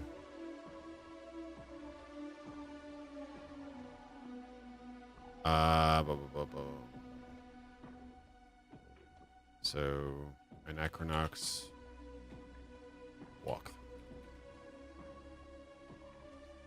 So we have walk through, what is it? The door guard.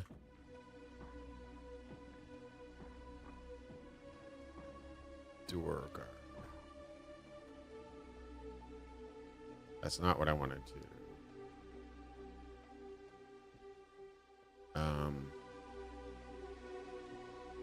Oops.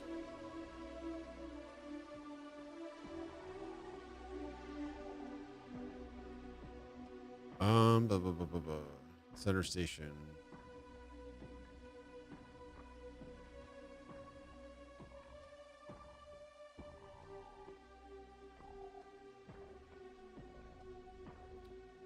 Door guard. Was it the door something?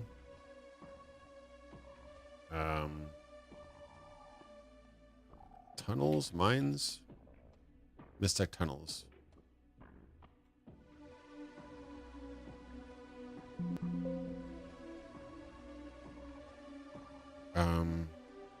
Mephidan Door Lord. Did that. Okay, I did the stinky thing.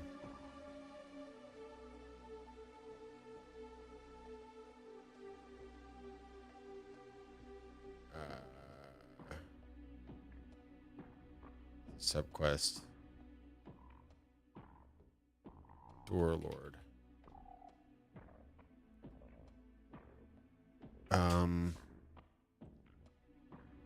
Okay, after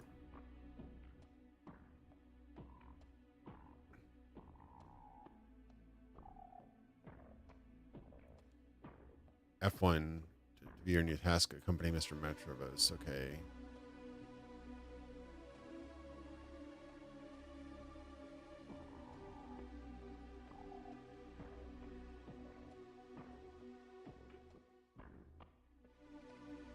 I'm not in this area though.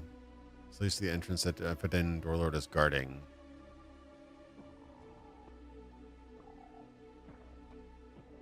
Yeah.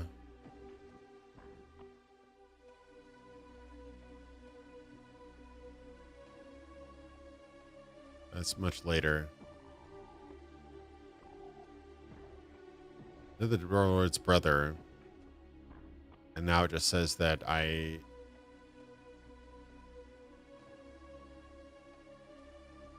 Turn right and move forward. After climbing the ramp, turn right and take the lift down to the Mystic tunnels. Turn right to the tenements area, but don't forget to give the symmetrical tree to Burblins.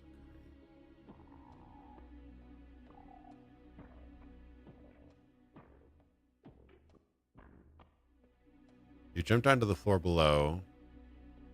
Turn right and move forward. After climbing the ramp, turn right and take the lift down to the Mistec tunnels. Yeah, imagine having this game and not having the strategy guide or internet or whatever. I don't get it. Like, there is nowhere to go to.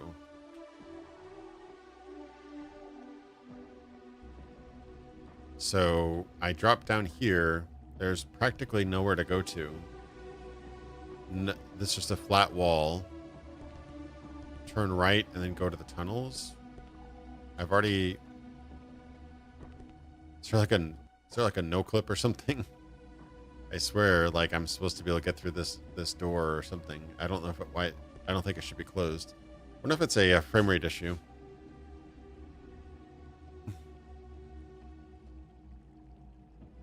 There's an elevator that if you beat your head against the darkness down there. I'm clicking, nothing. Yeah, I'm like clicking constantly. I think I've clicked every single wall in this area. Is there just like a really, really, really dark button?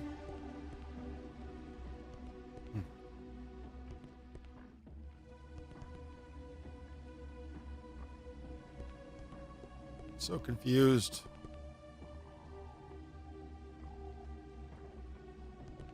There's no buttons. Like there's nothing glowing down here. It's all just... I don't think this is the real area. I think I was supposed to zone. Yeah, I think I was supposed to zone or something. This doesn't seem like a real area. This seems like a dummy area you put together because there's no detail. You know what I mean? Even by this game standard, this is pretty drab. So I'm wondering what happened. So if I switch to this man, and then go over here.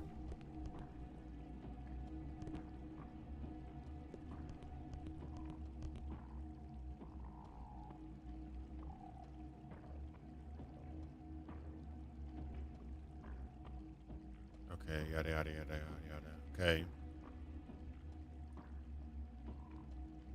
So I'm going to walk away. Maybe, yeah, because that doesn't seem like a real area down there to me.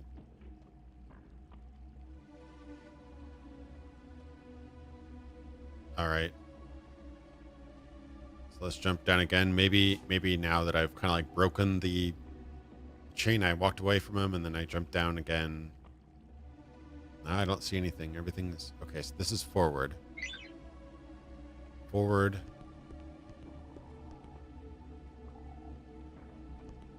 Left. This is all just plain wall. I don't know what's going on here. I think I was supposed to jump down. I was supposed to zone someplace. Yeah, I'm wondering if this was like a frame rate issue. I remember there's something similar to this actually with a more recent game. I was playing Far Cry 2, and there's an area in that game, one of the first rooms you go into. If you're running it higher than 60 FPS, the game just won't, like the script just won't run. And you can't progress. You can't play the game at all. I am running at like 120 or 144, so maybe that's an issue. I don't know. It's not been an issue before.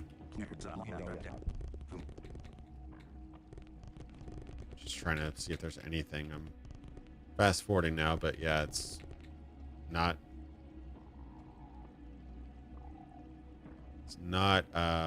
doing anything here.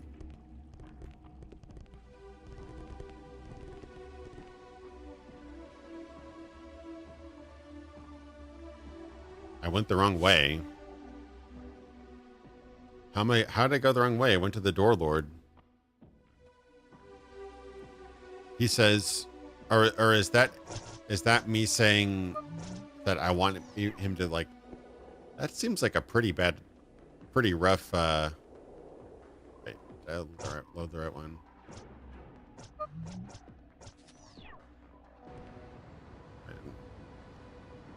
Like he just kind of soft locks you then if you say yes, you have to go someplace else. After you jump down, turn around and go into the darkness. I've literally touched every single surface I can. I can try it again, but what's this guy? Yeah.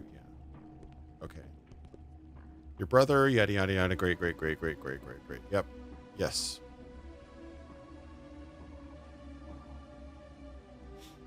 So you can call me out on this, but I've tried click on absolutely everything. Turn around and go into the darkness. Over here. It's about 4 o'clock. That's a wall. Wall.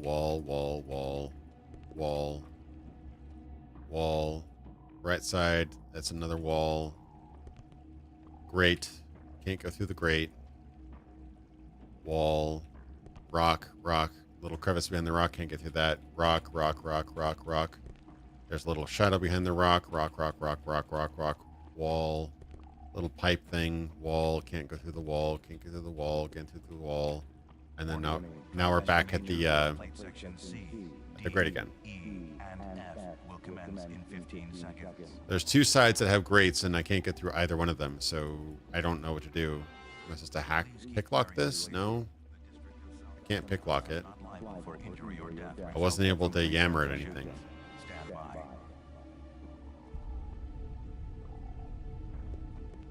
I've tried every single surface. Nothing's working.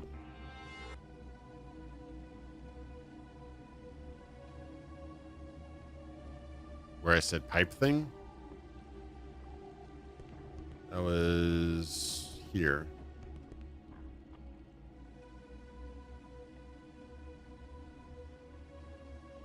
Oh, is that a ladder or something? No? That's not a ladder. It's just like a weird small pipe.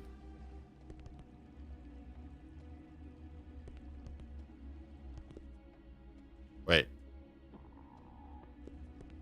That is impossible to see. Wait, am I back?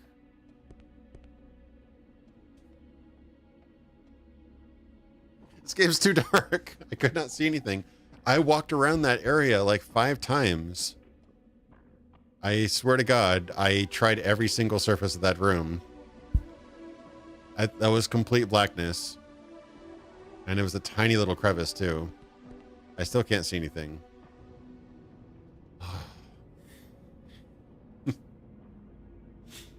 Turn on a light, guys. Turn on a light. Oh my God. Oh my God. I legitimately thought the game was bugged.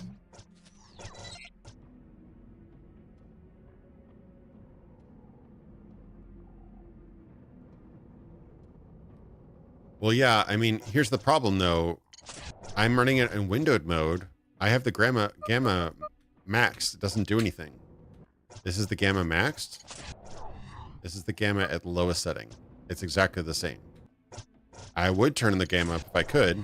I had the gamma up there, but it doesn't do anything. I actually have the brightness cranked up higher through an OBS filter, so you guys can see a little bit better than I can. I've been watching if you see me looking to the left, it's because I'm looking at the OBS screen because that's a little bit brighter than what I see. I still couldn't see it on OBS, so yeah, I don't know. I feel stupid, but at the same time, this game is really dark.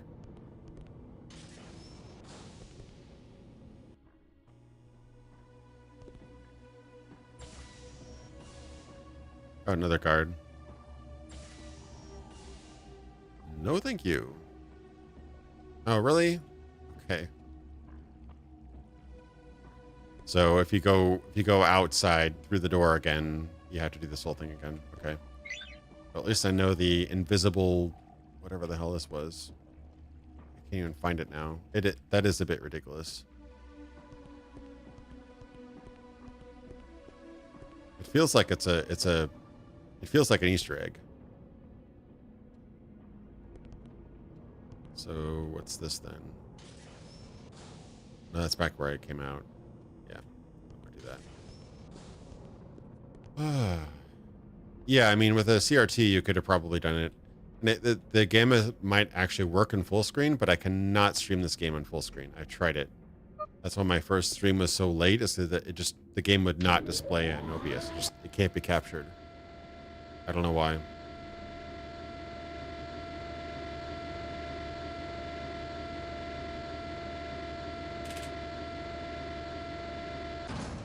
Before, it's been kind of just a nuisance, but this time I almost quit the game because I couldn't progress.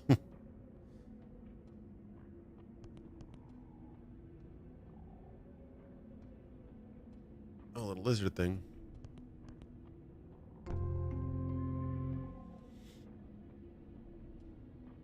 All right, that's like a little mana potion, right? These guys look friendly.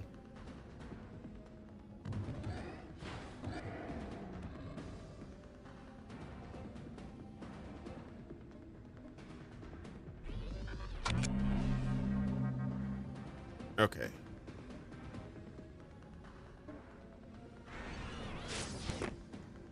Super fast bat. Super fast attack. You guys are a little bit harder. They don't die in one hit anymore. Just did a lot of damage too. I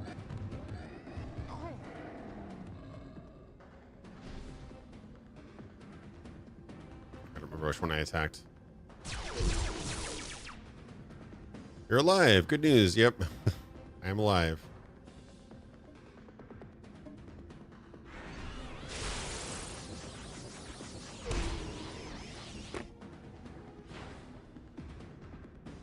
Just trying to get through this game.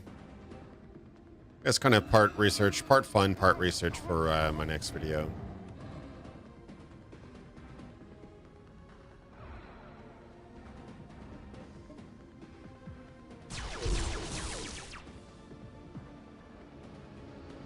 I feel like I'm doing way more damage, but these guys are pretty tanky.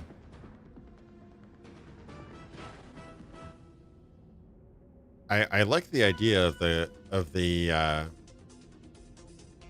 combat system. I just feel like the groundwork is there, but I maybe it gets a lot more advanced later on. But right now it's so simple.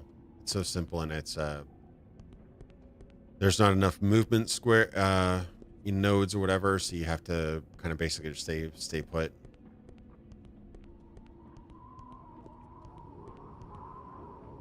Seems bad.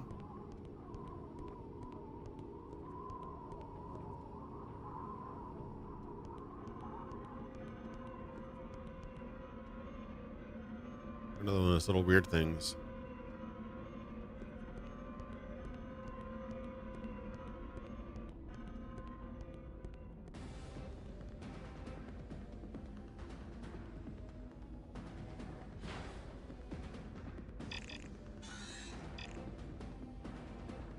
Well, it's the those two little weird dog things. The idea is that I'll mention, it won't be a huge section of it, but I will mention Anachronox and Cyberpunk Part 4. So that's the idea, at least.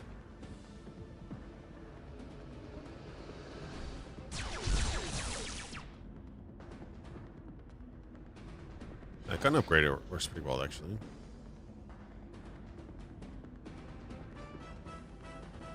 I'm thinking I should probably swap things around though, because I have this thing, the wristbands of whacking.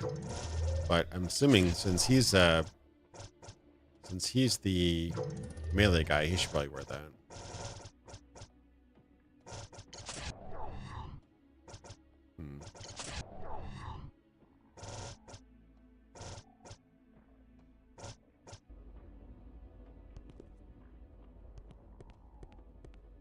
Yeah, I mean, seems like a cool game.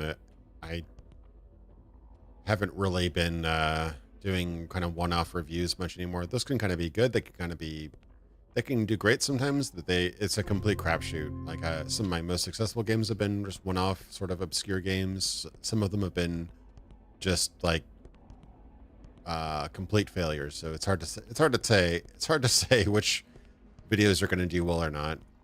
So not doing a full Anachronox review, just kind of a mention as part of a larger video.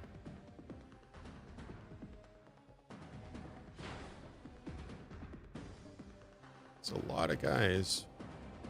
They have to be killed individually too. And we can miss them.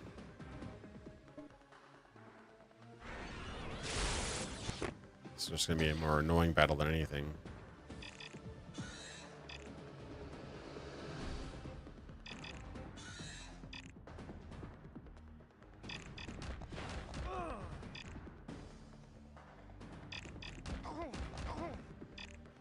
This guy's hurt.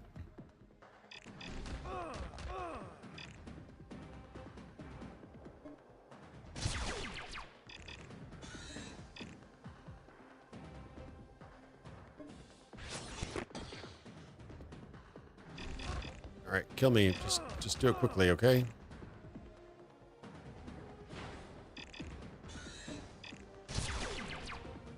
Okay. 8 more guys in melee range.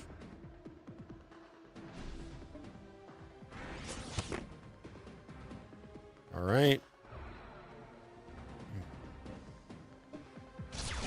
Yeah, this would be a bit painful if I didn't have that fast forward button.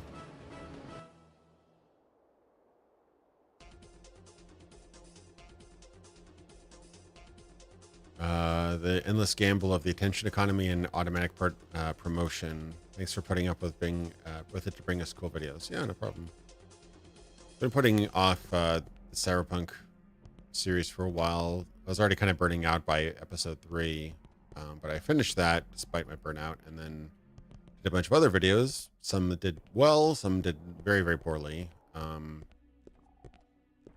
So just kind of, and that's the thing that I kind of set out to do and kind of committed to a while ago. And yeah, just want to get that done. I wanted to finish the entire series in part 4, but the more I dug into the 2000s, I realized there's just too much to cover. I thought the 2000s would be pretty light.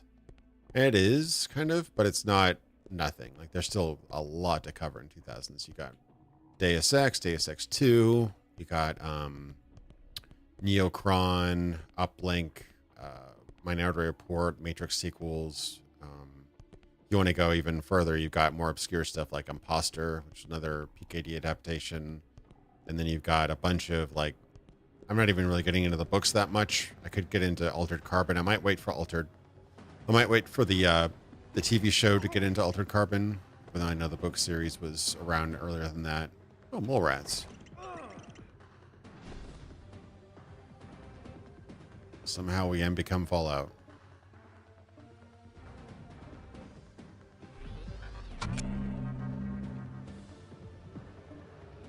But yeah, and that's just like the tip of the iceberg. There's so much stuff that I was mentioning, like Equilibrium,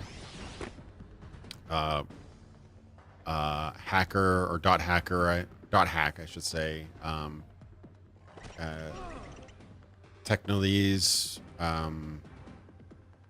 Ghost in the Shell 2, Ghost in the Shell's, what do you call it? Oh, he has to move. Ghost in the Shell Standalone Complex. Ghost in the Shell Standalone Complex Second Gig. Then there's all the other games, all the other cyberpunk adjacent, Matrix Online, Animatrix, Matrix Revolutions, Matrix Reloaded. List goes on. Tons and tons of stuff to cover.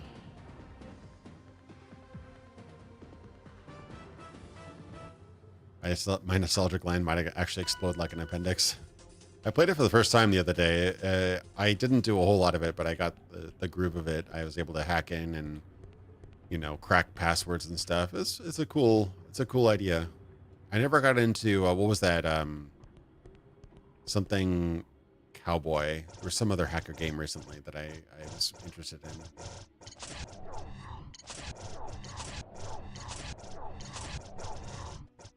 I want a save point. This is getting kind of deep in here. Oh, a chest.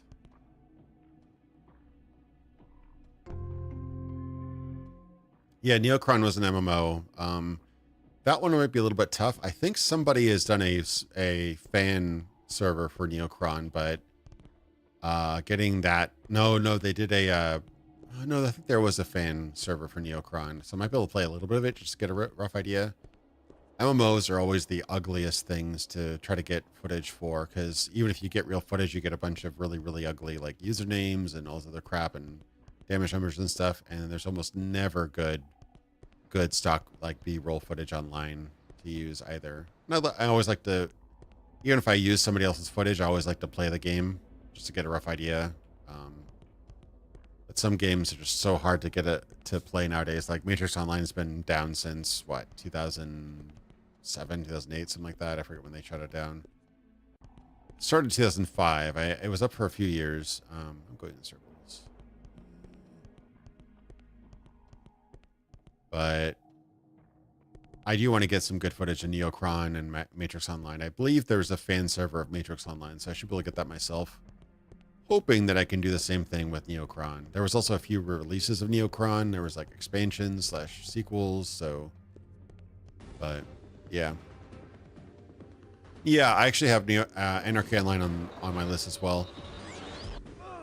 Oh, that's some like psychic damage.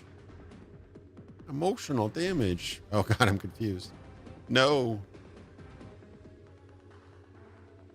Some weird bear made my guy confused. That's not good.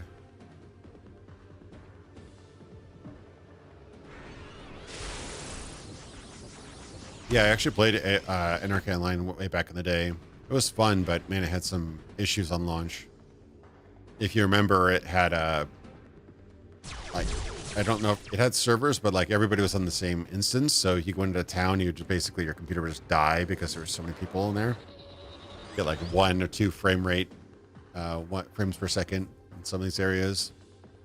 There's also a lot of rubber banding where you just kind of like, you'd be like walking and you stop walking, and then all of a sudden your computer catches up.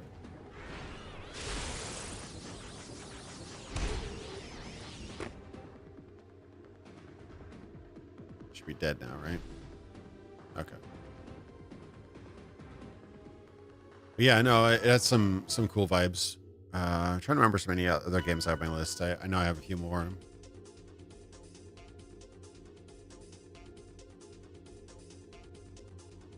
I remember that AO was really, really, really like unbalanced or something, where basically you had to grind and get the craziest equipment you possibly could, like so overpowered from what you would normally get from the stores and stuff.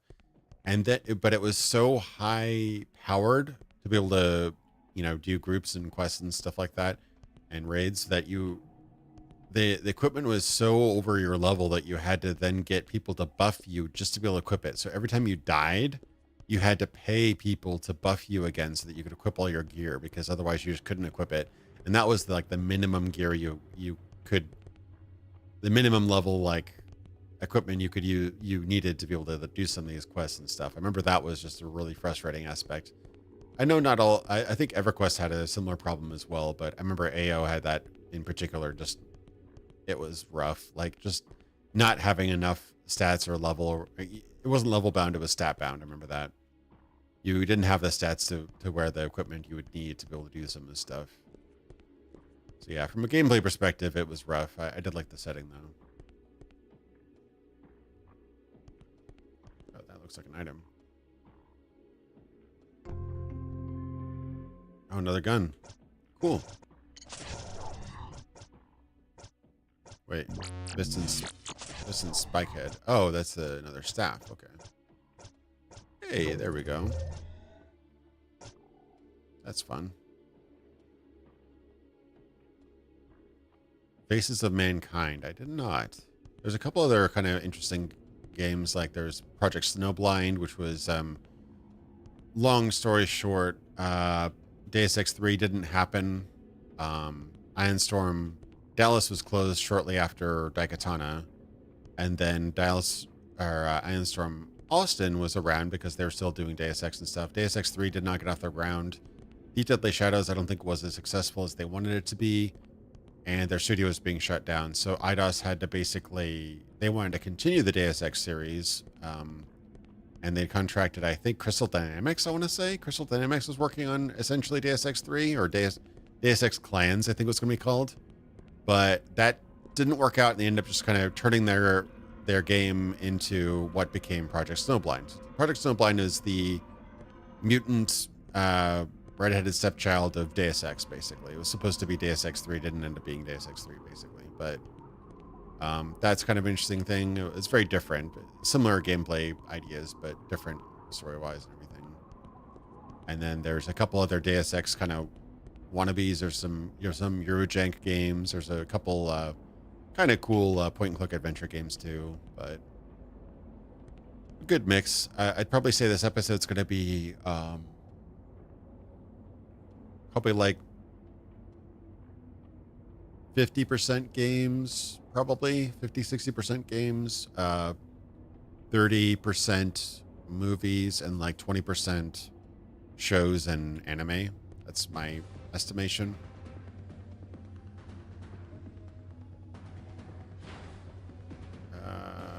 These guys, are they kind of tough? They're kind of tough, right?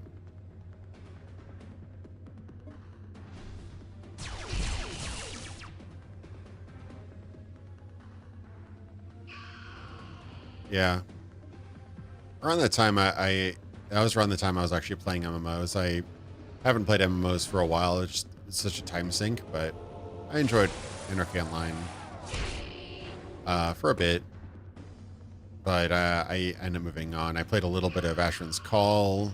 I probably played more EverQuest than both of those. Never got into WoW. I did get into Guild Wars 2 at some point, and I tried Final Fantasy 14. Wasn't really super into it at the time, at least.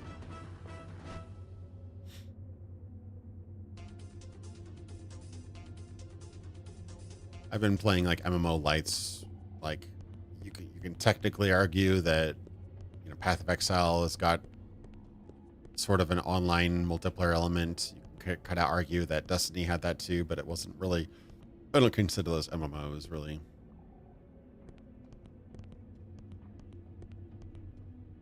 Not really a fan of tab targeting combat, really. Ooh, this looks fun.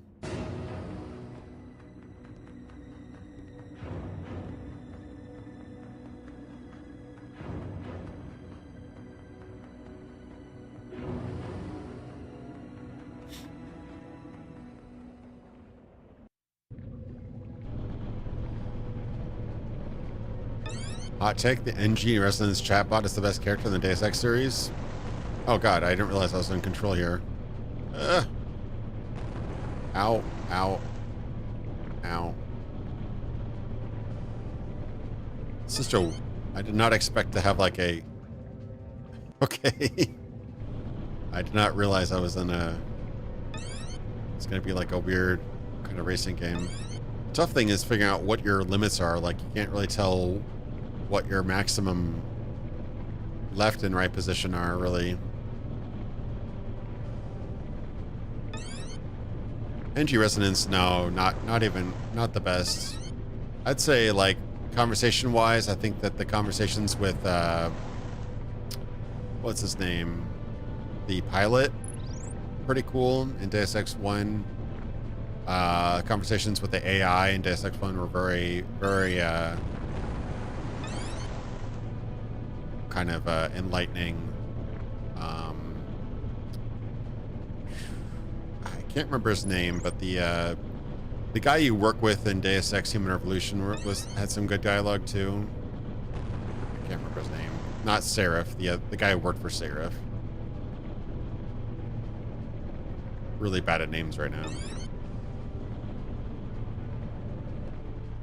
A couple of the characters in Deus Ex 1 were kind of cool. I forget, there was like a French contact in the French area when you go to Paris. She was kind of cool. Gunther's always funny. Gunther's pretty hilarious, actually. Make him into sort of like a villain in the second game.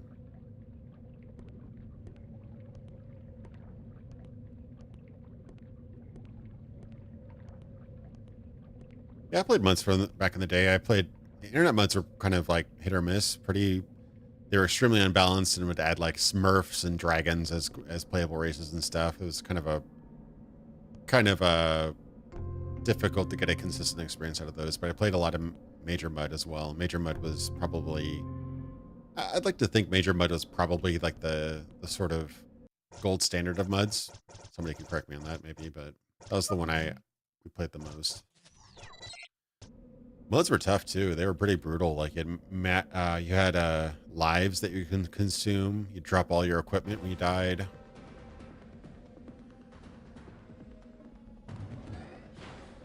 There's 2 of those bears. Hopefully they don't confuse me.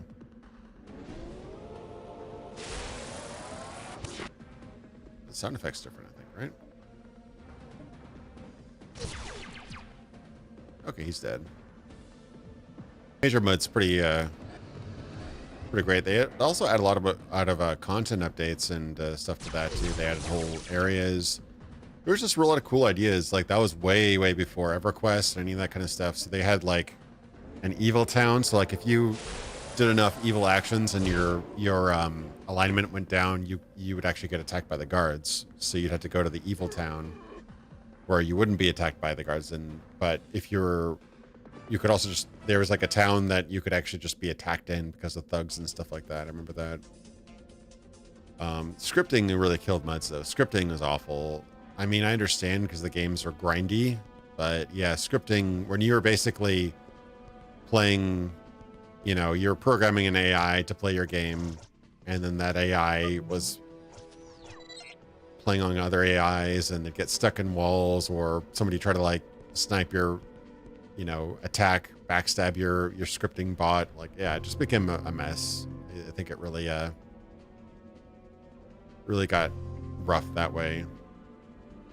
I'd almost rather just play a mud setup that had modified rules to be less grindy than to have a bunch of scripters. I think that really ruins the game.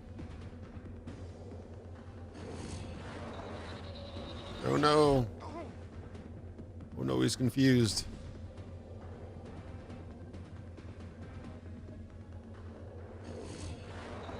Oh no, I'm confused. Now he missed me.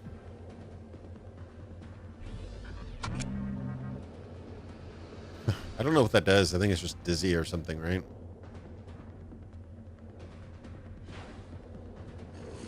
Left or right? Everybody's missing. Everybody's missing.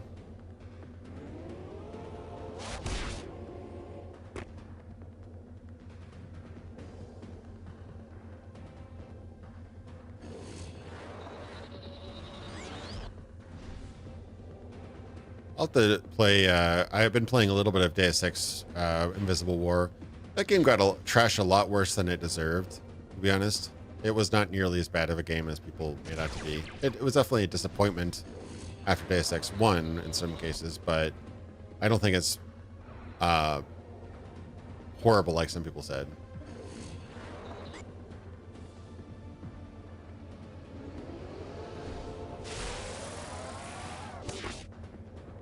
Sorry for the jumpy cuts. I'm just trying to speed the game up a little bit when I can.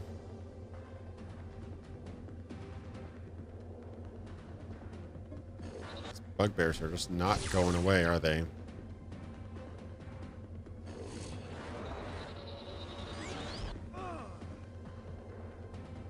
He's gonna have to move over here. Now you finally got him. He was resisting that confused move for so long.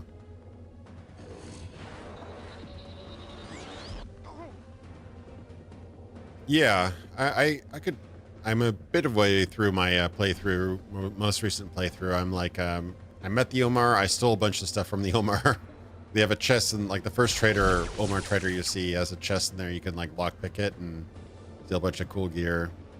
The inventory system in that game though is actually maddening. And if you spend all of the canister points to upgrade your encumbrance and your carrying capacity, you get one extra slot. One. It's really maddening for somebody like me who likes to collect everything. yeah, I've got like 3 or 4 guns, so I probably have to ditch some of the guns. It's all universal ammo anyway, so you probably don't need to keep all that, but if you play the game like you want to, you're going to be so frustrated because you want to keep all these great guns you have, all the great, there's like 4 or 5 different types of grenades. They all take they can stack, but they don't stack with each other. So you have to pick and choose who you're going to, what grenades you're going to keep and what grenades you're not. So yeah, you run out of space really quickly with that game. And, the way they've it's kind of cool how they did it, where augmentations take up different slots.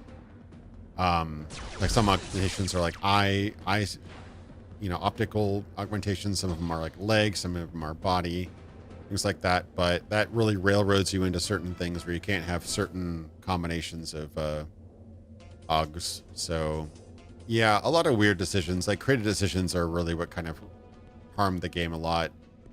I did like a lot of the environments though, even though they're broken up. Like there's a lot of little downgrades as well as upgrades. Like people forget how rough Deus Ex 1's combat is. It's not pretty. And playing in Deus Ex non-lethal, oh my god, there's so many guys. Playing a non-lethal playthrough of Deus Ex is not great. It's not a great experience either.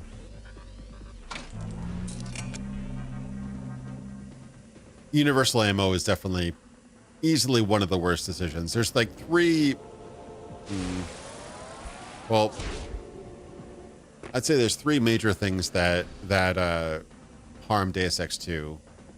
One, the way inventory related problems, like the inventory itself, how limited it is, universal ammo, things like that.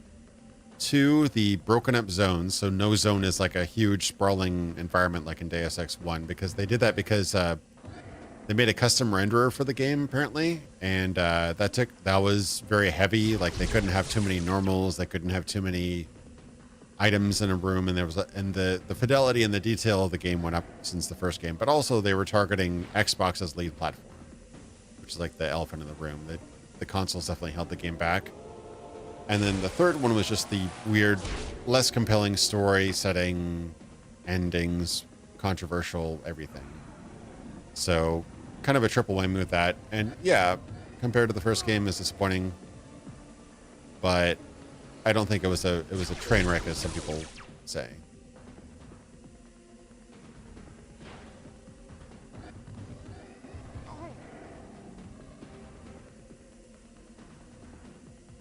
Yeah, people really get down on Thief 4. There's actually a lot of similarities between Thief 4 and Invisible War in that they both heavily decreased the size of the environments. Like Thief 1 had huge sprawling environments. Thief 4 was all broken up into tiny little zones that you couldn't traverse through. You couldn't backtrack to. Are there more guys spawn or something?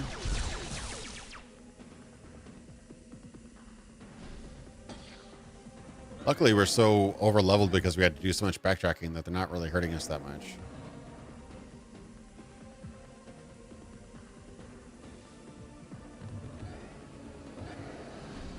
Animations are a little funky in this game.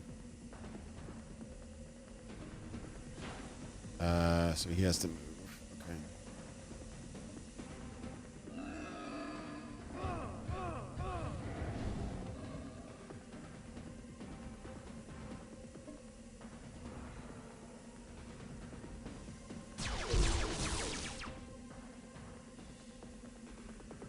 T3 was saved by the community patches, like the one that stitches tiny maps together. Okay, well that was actually Thief 4. Oh, are you talking about Thief Dark Shadows or Deadly Shadows?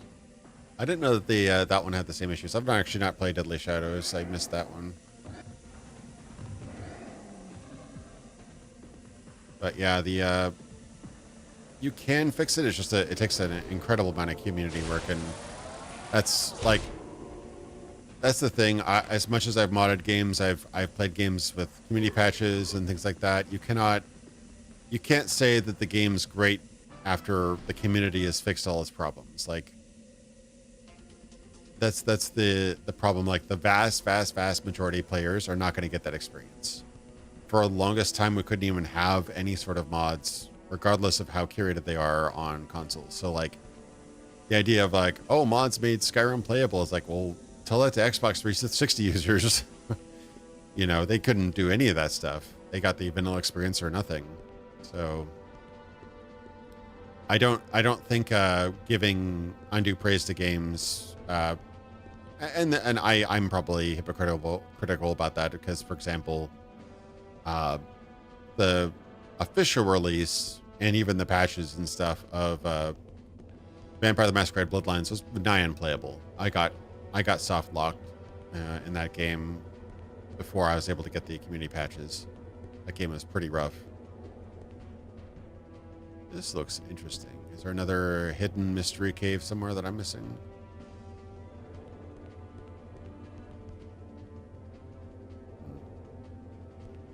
I want a save point. That's what I want. Okay, there's the next one here.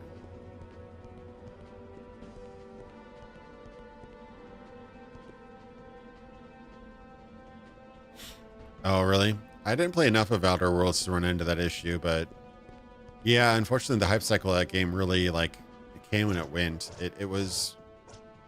Outer Worlds was such a shame, too, because they had the perfect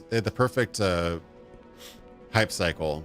It was right around when they were announced, right around when Fallout 76 came out, and Fallout 76 was extremely disappointing and took away all the RPG stuff. They took away all the NPCs, they took away all that kind of stuff, and people were like, oh, the guys who made New Vegas are coming back and making another game. That wasn't necessarily true. It was the same company, it wasn't the same team, but a lot of the original creators of the original Fallout, plus the company that made New Vegas, coming back to make a real RPG, awesome. And there's some things that Outer Worlds did pretty well, but it just didn't really... It wasn't the messianic title that it was supposed to be, that people kind of wanted it to be. It was an okay game. It was fine. It was good. I came from up there.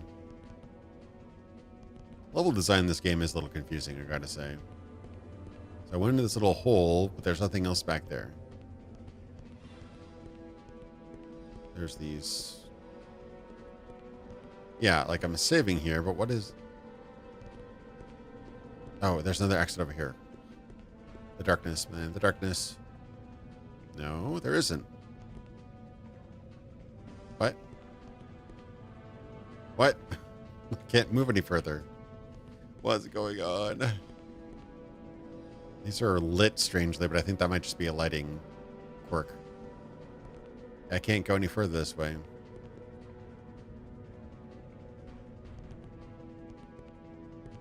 Yeah, I mean, it was, I guess they had to rebuild it from scratch. Like, it would actually probably been, they couldn't have done this because at the time they had no affiliation with Bethesda and they're actually competing against them directly.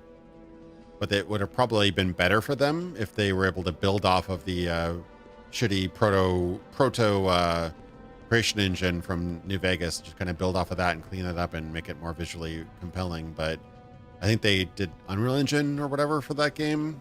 Probably Unreal Engine 4, I'm guessing. And that bit them when they tried to port it to other consoles. I think they did a Switch version of Unreal, or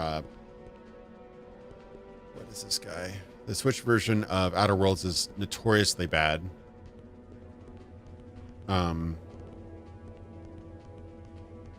But yeah, they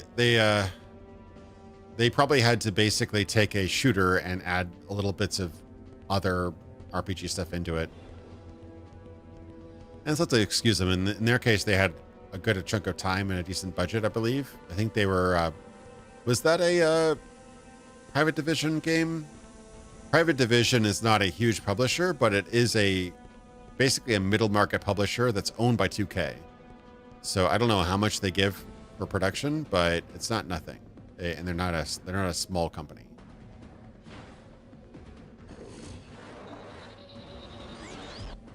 So...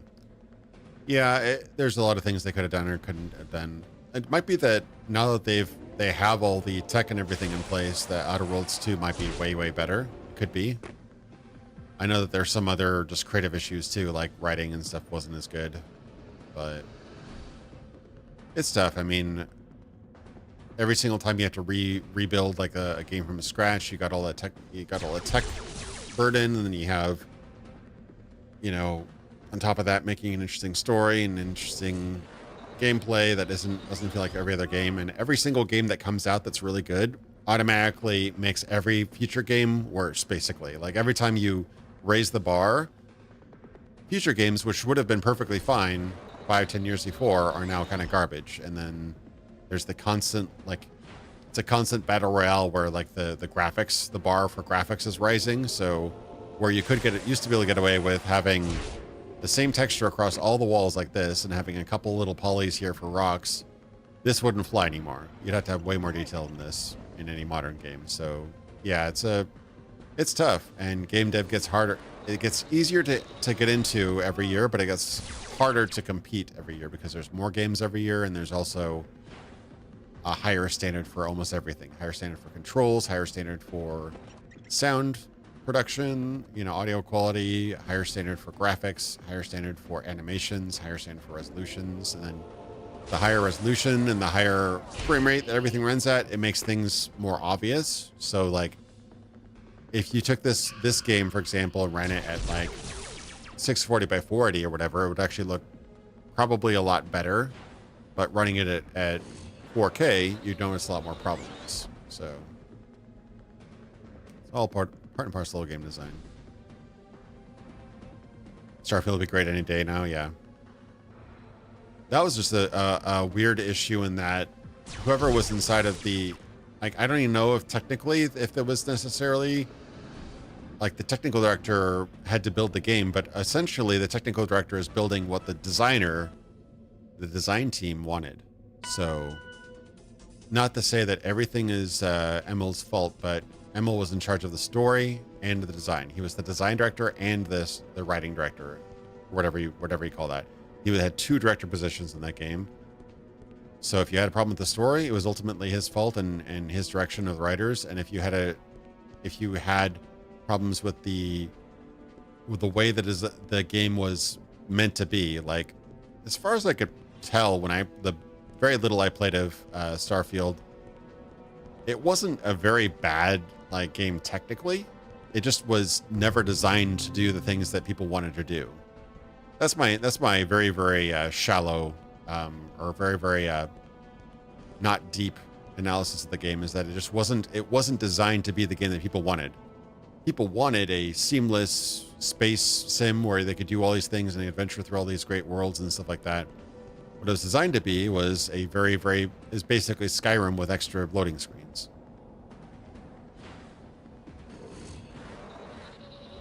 Skyrim with more arrow types of bows and arrows with extra loading screens, essentially. I mean, there's more focus on guns, probably closer to Fallout, but you know, you get what I mean, though. Fallout 4.5 with a lot of proc gen was essentially what Starfield was.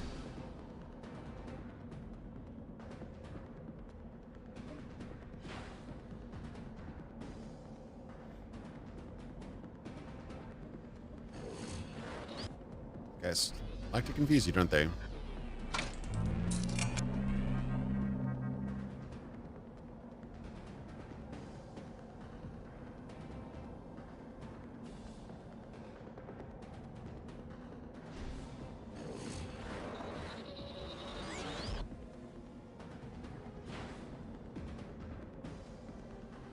Yeah, that's a good thing to bring up, though. Like, you can't. The beauty of Fallout New Vegas, and even the original Fallout, if you go back that far, was that there wasn't just a binary good and evil. Even if you did essentially the right thing in Fallout, and like you could even essentially reason with the main antagonist in Fallout, but at the end you're even abandoned by your people. Like there's no just like blindingly good option or whatever. So it seems like with what you're talking about with the Monarch quest line, they should have kept it morally gray. They should have kept it factions with different beliefs and philosophies and good good and bad arguments and things like that. That's what New Vegas was really good about. It didn't play favorites. That was what's nice about New Vegas, is it didn't play favorites. There were completely legitimate arguments on all sides. Even Caesar's Legion. Caesar's Legion were not necessarily good guys, but they had points. You know, when he was digging at the NCR, they weren't completely faultless. They were a bit hypocritical. You know, they were a bit tyrannical at times. So, yeah, there were a lot of there was a lot of discussion and debate and arguments on all sides, and that's what's good about quest design and faction design that isn't so binary, you know.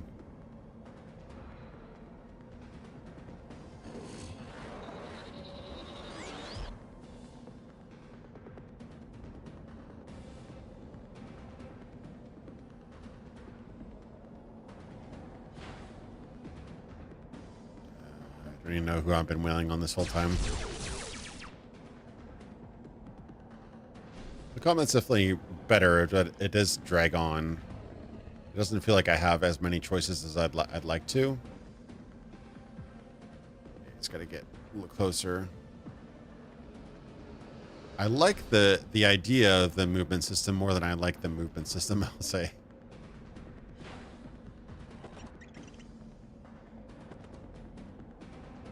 Having a node system is pretty cool. Nah, he's confused.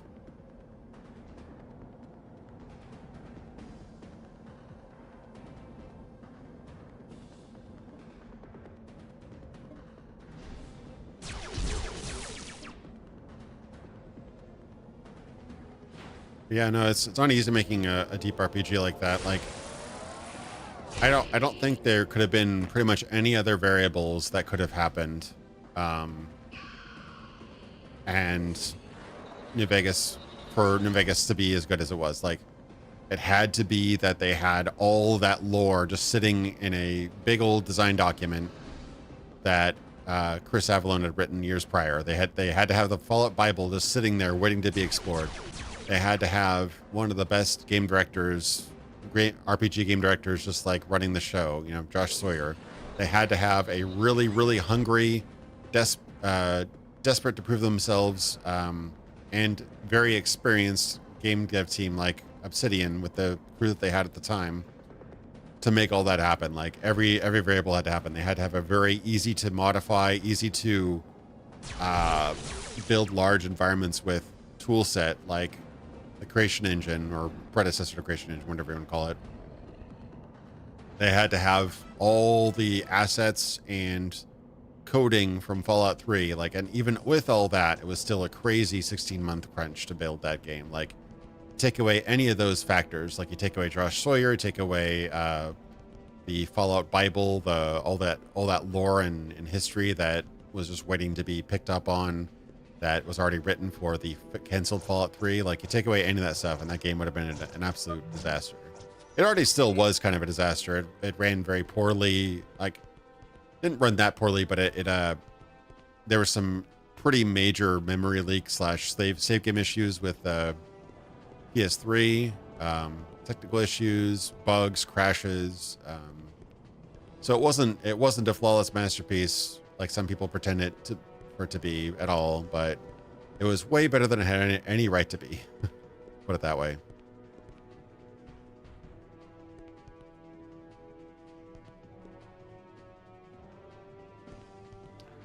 Oh, Miniature Nerd never played Morrowind? Interesting. I didn't know that.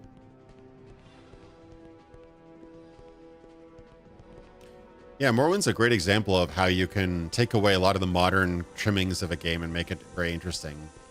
Morrowind doesn't have any quest markers. You have to look at the environment. You have to walk there. You have to run there. You have to take the Silt Strider there. Like, there's a lot of things that they would change immediately if they took Morrowind into a modern game design sphere. But because of all those things, it provides a very unique experience and gets you really invested in the world.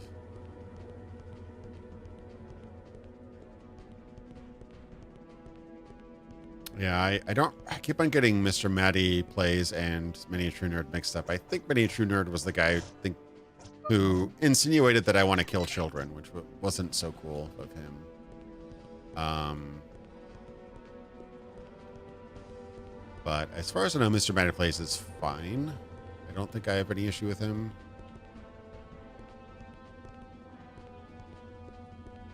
It's just weird, this kind of flip-flopping that, not really flip-flopping, but this sort of team player, like, fanboyism that occurs where, like, even after being treated like garbage and given slop for years, some people will still defend the executives in charge of a company. Like, I don't hate anybody at Bethesda. I just think that they're making bad decisions and they shouldn't be in those roles. Like, I think that there's a ton of really talented people that used to and some of them still work at Bethesda. A lot of people have left Bethesda because it was so bad during Starfield. A lot of their big names left, actually. Todd's still in charge, but and Emil's still there. I think they'll be the last people to leave, but a lot of the people that made the best DLCs for Fallout 3 are gone.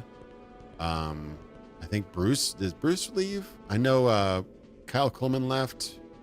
Will Shen left. A lot of other people left after Starfield. So yeah, they don't have a guaranteed success in whatever the next Elder Scrolls game is. That's for sure. They've got to earn their players back. It'll probably sell a lot, but it could be another Cyberpunk 2077 where it takes a while for them to actually. It could be a disaster on launch that way. I didn't realize we're gonna have a boss battle. I probably should have healed up.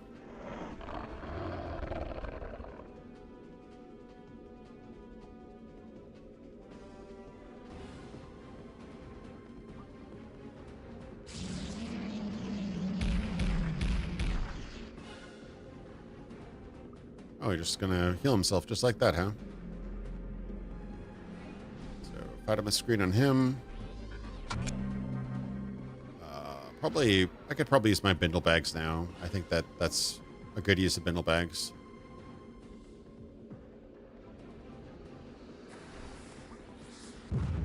Yeah, I think that their whole company culture just fell apart.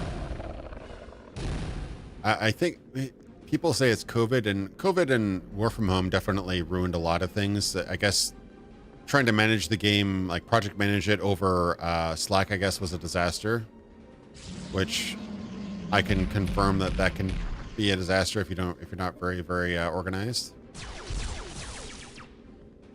But I don't think that was the only reason why it failed.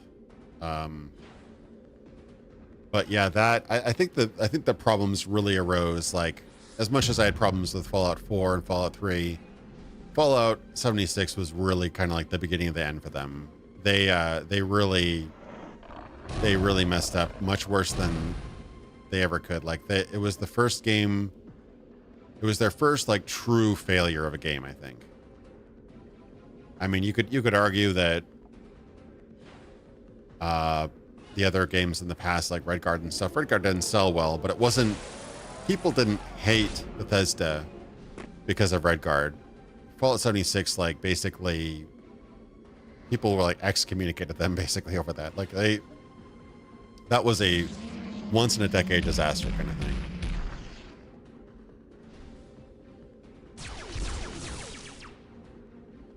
Like, No Man's Sky definitely had, there was some lying, there's some overpromising, but it didn't seem like No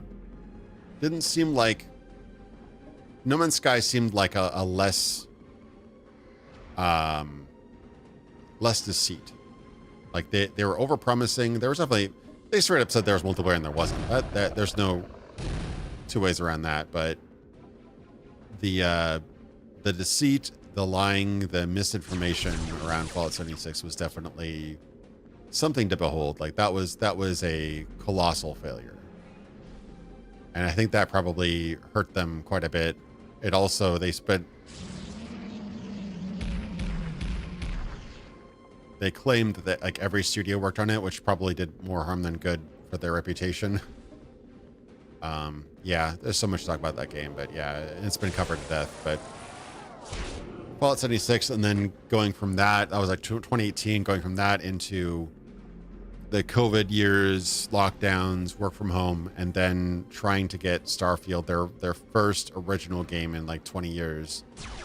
Yeah, it's definitely. I don't know if they're gonna shut down. They'll shut down when they don't sell anymore, but I think that one more really big failure and they're not going to be around for much longer. That's kind of how it's at, because they're running at they're in a very expensive area. They're running in a very expensive type of game to make, and you can't work on an RPG for 6 years and not make a profit when you're paying Maryland senior game devs the kind of money that they're paying for. It doesn't work out that way. Yeah, I feel bad because in the end, a lot of really talented people worked on Starfield, and the direction wasn't there. The idea of what needed to be done to make the game into what people imagined it was supposed to be, an open world Bethesda game, open world space Bethesda game. So in the end, it was the direction, it was the company, the timing too, sure, but yeah, in the end, they could have some fundamental decisions need to be made. Like for me, the idea that space travel is completely disconnected from the gameplay was one of the biggest problems I had with the game. Where you're basically, space was essentially a crummy cutscene or a crummy loading screen, you know. That didn't really fill me with didn't really inspire me.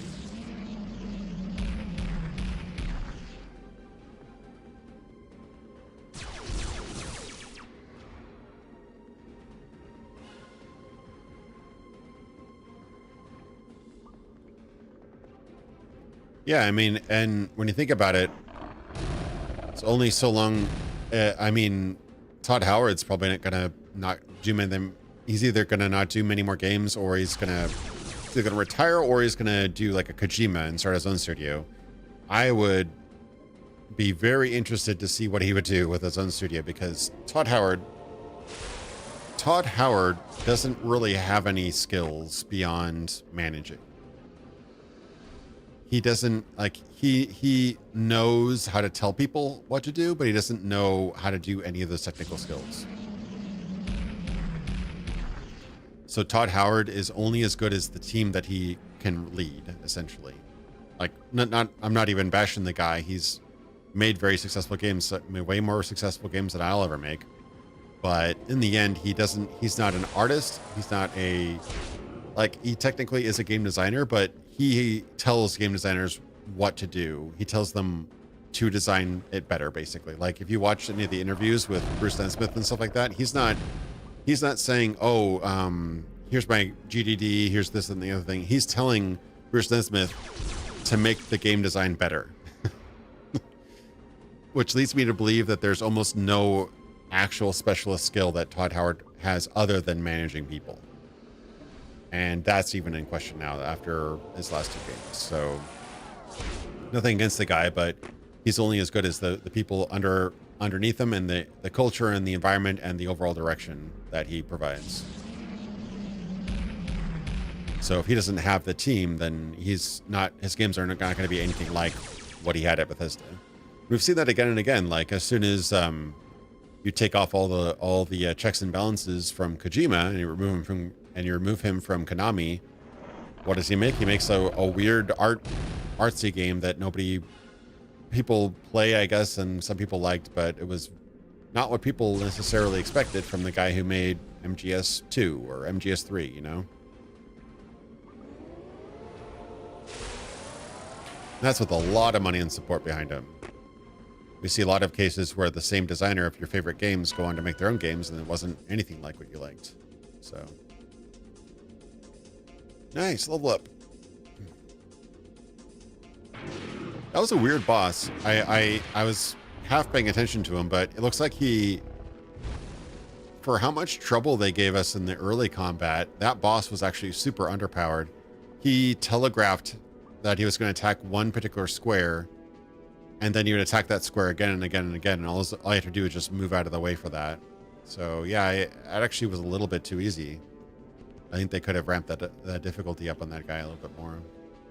cool idea for a boss for sure, and it's kind of using the mechanics of the movement mechanics more, which I liked. But yeah, they could have buffed that up a bit.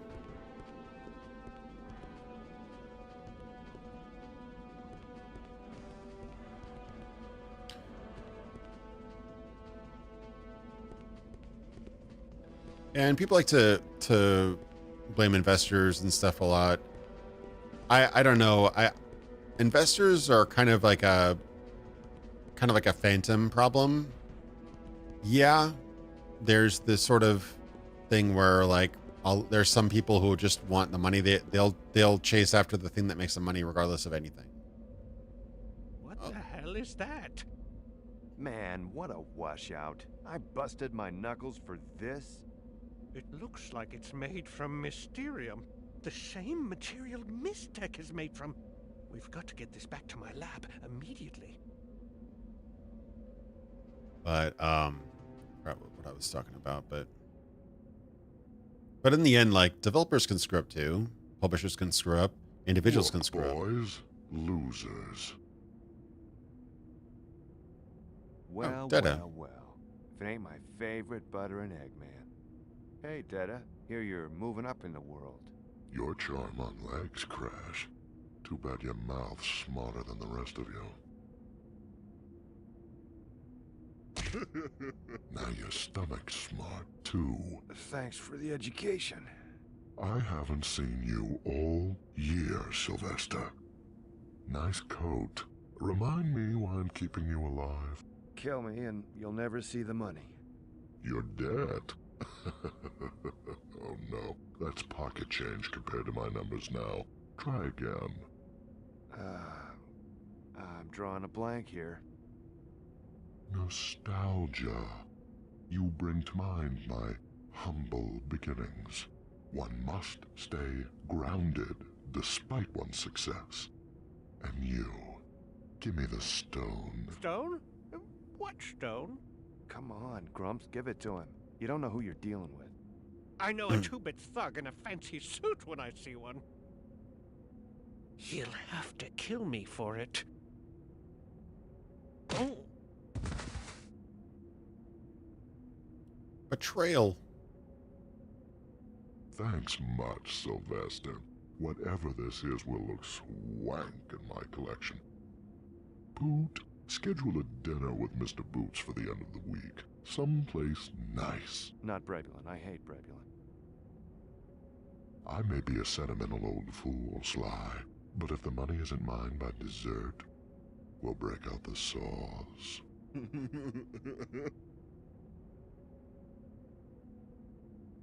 Bottle up and go, boys. Reminds me of the Sunny Funnies, Friday at Dusk Hour, don't forget. the way they animated the mouths stuff reminded me a little bit of Deus Ex. Honestly, Detective,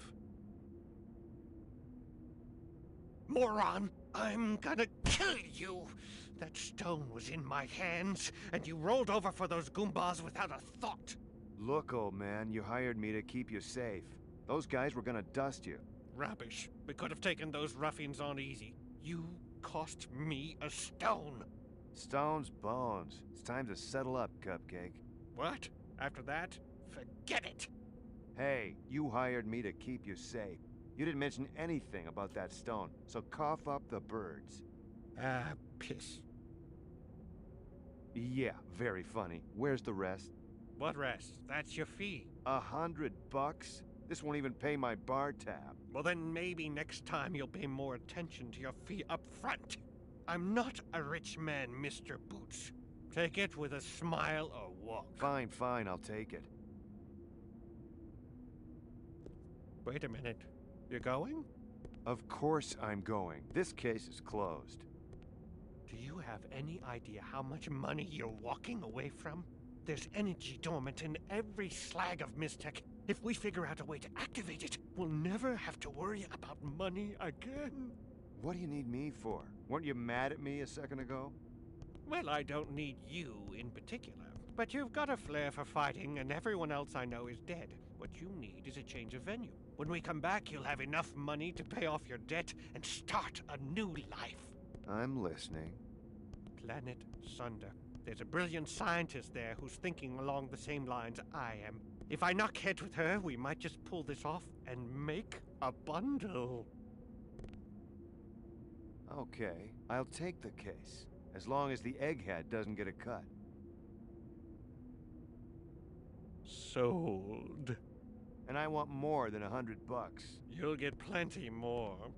And I'm in charge, you hear me? You're a danger to yourself. No, piffle. And stop hitting me with that thing, or I'm gonna belt you back. Ow! I mean it. He hit him. All right. Definitely, I don't know, like, I know that at this time, like, game budgets and stuff like that, it wasn't necessarily standard to have the entire game voice and everything. It's just tough. Even modern games have this problem. It's just so damn expensive and time consuming to animate and to voice everything.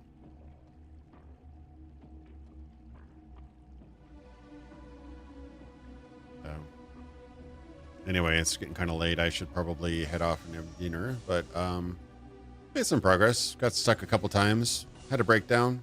Made it through. Right. Where is the... Where am I? I was thinking we'd be let out near the door guard, but... Okay, this is the... Yeah, I know where I am now. Should be a save point right there. Yep. Cool. Progress is progress.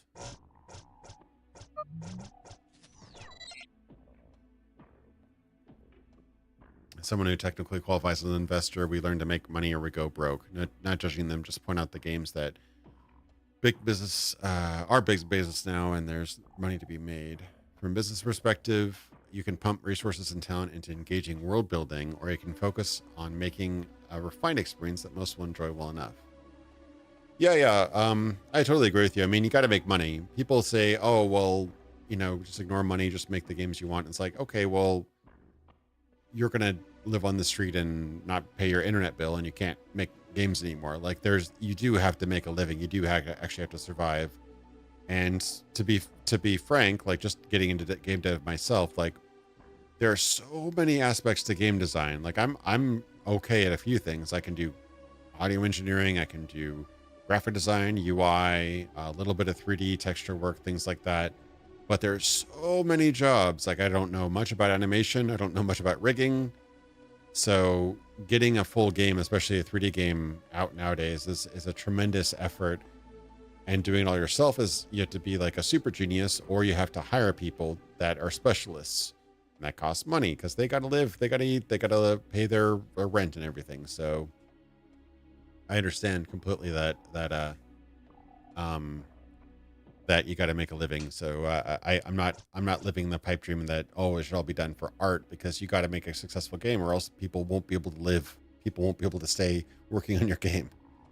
But so there's a happy medium somewhere. I think that the kind of soulless sort of Roblox scams are bad, but also on the other hand, making a super crazy artsy art house indie game that will sell 2 copies isn't a good idea either. So there's a happy medium somewhere. You got to make it attractive enough to the audience that you'll turn a profit and be able to pay the people that worked for you. But on the other hand, you don't have to completely sell out and make a garbage casino either. So anyway, that's it for me today. I'll probably stream some more at some point. Maybe switch it up with another game in next week or whatever. But thanks for watching. Hope you enjoyed, and I'll see you next time.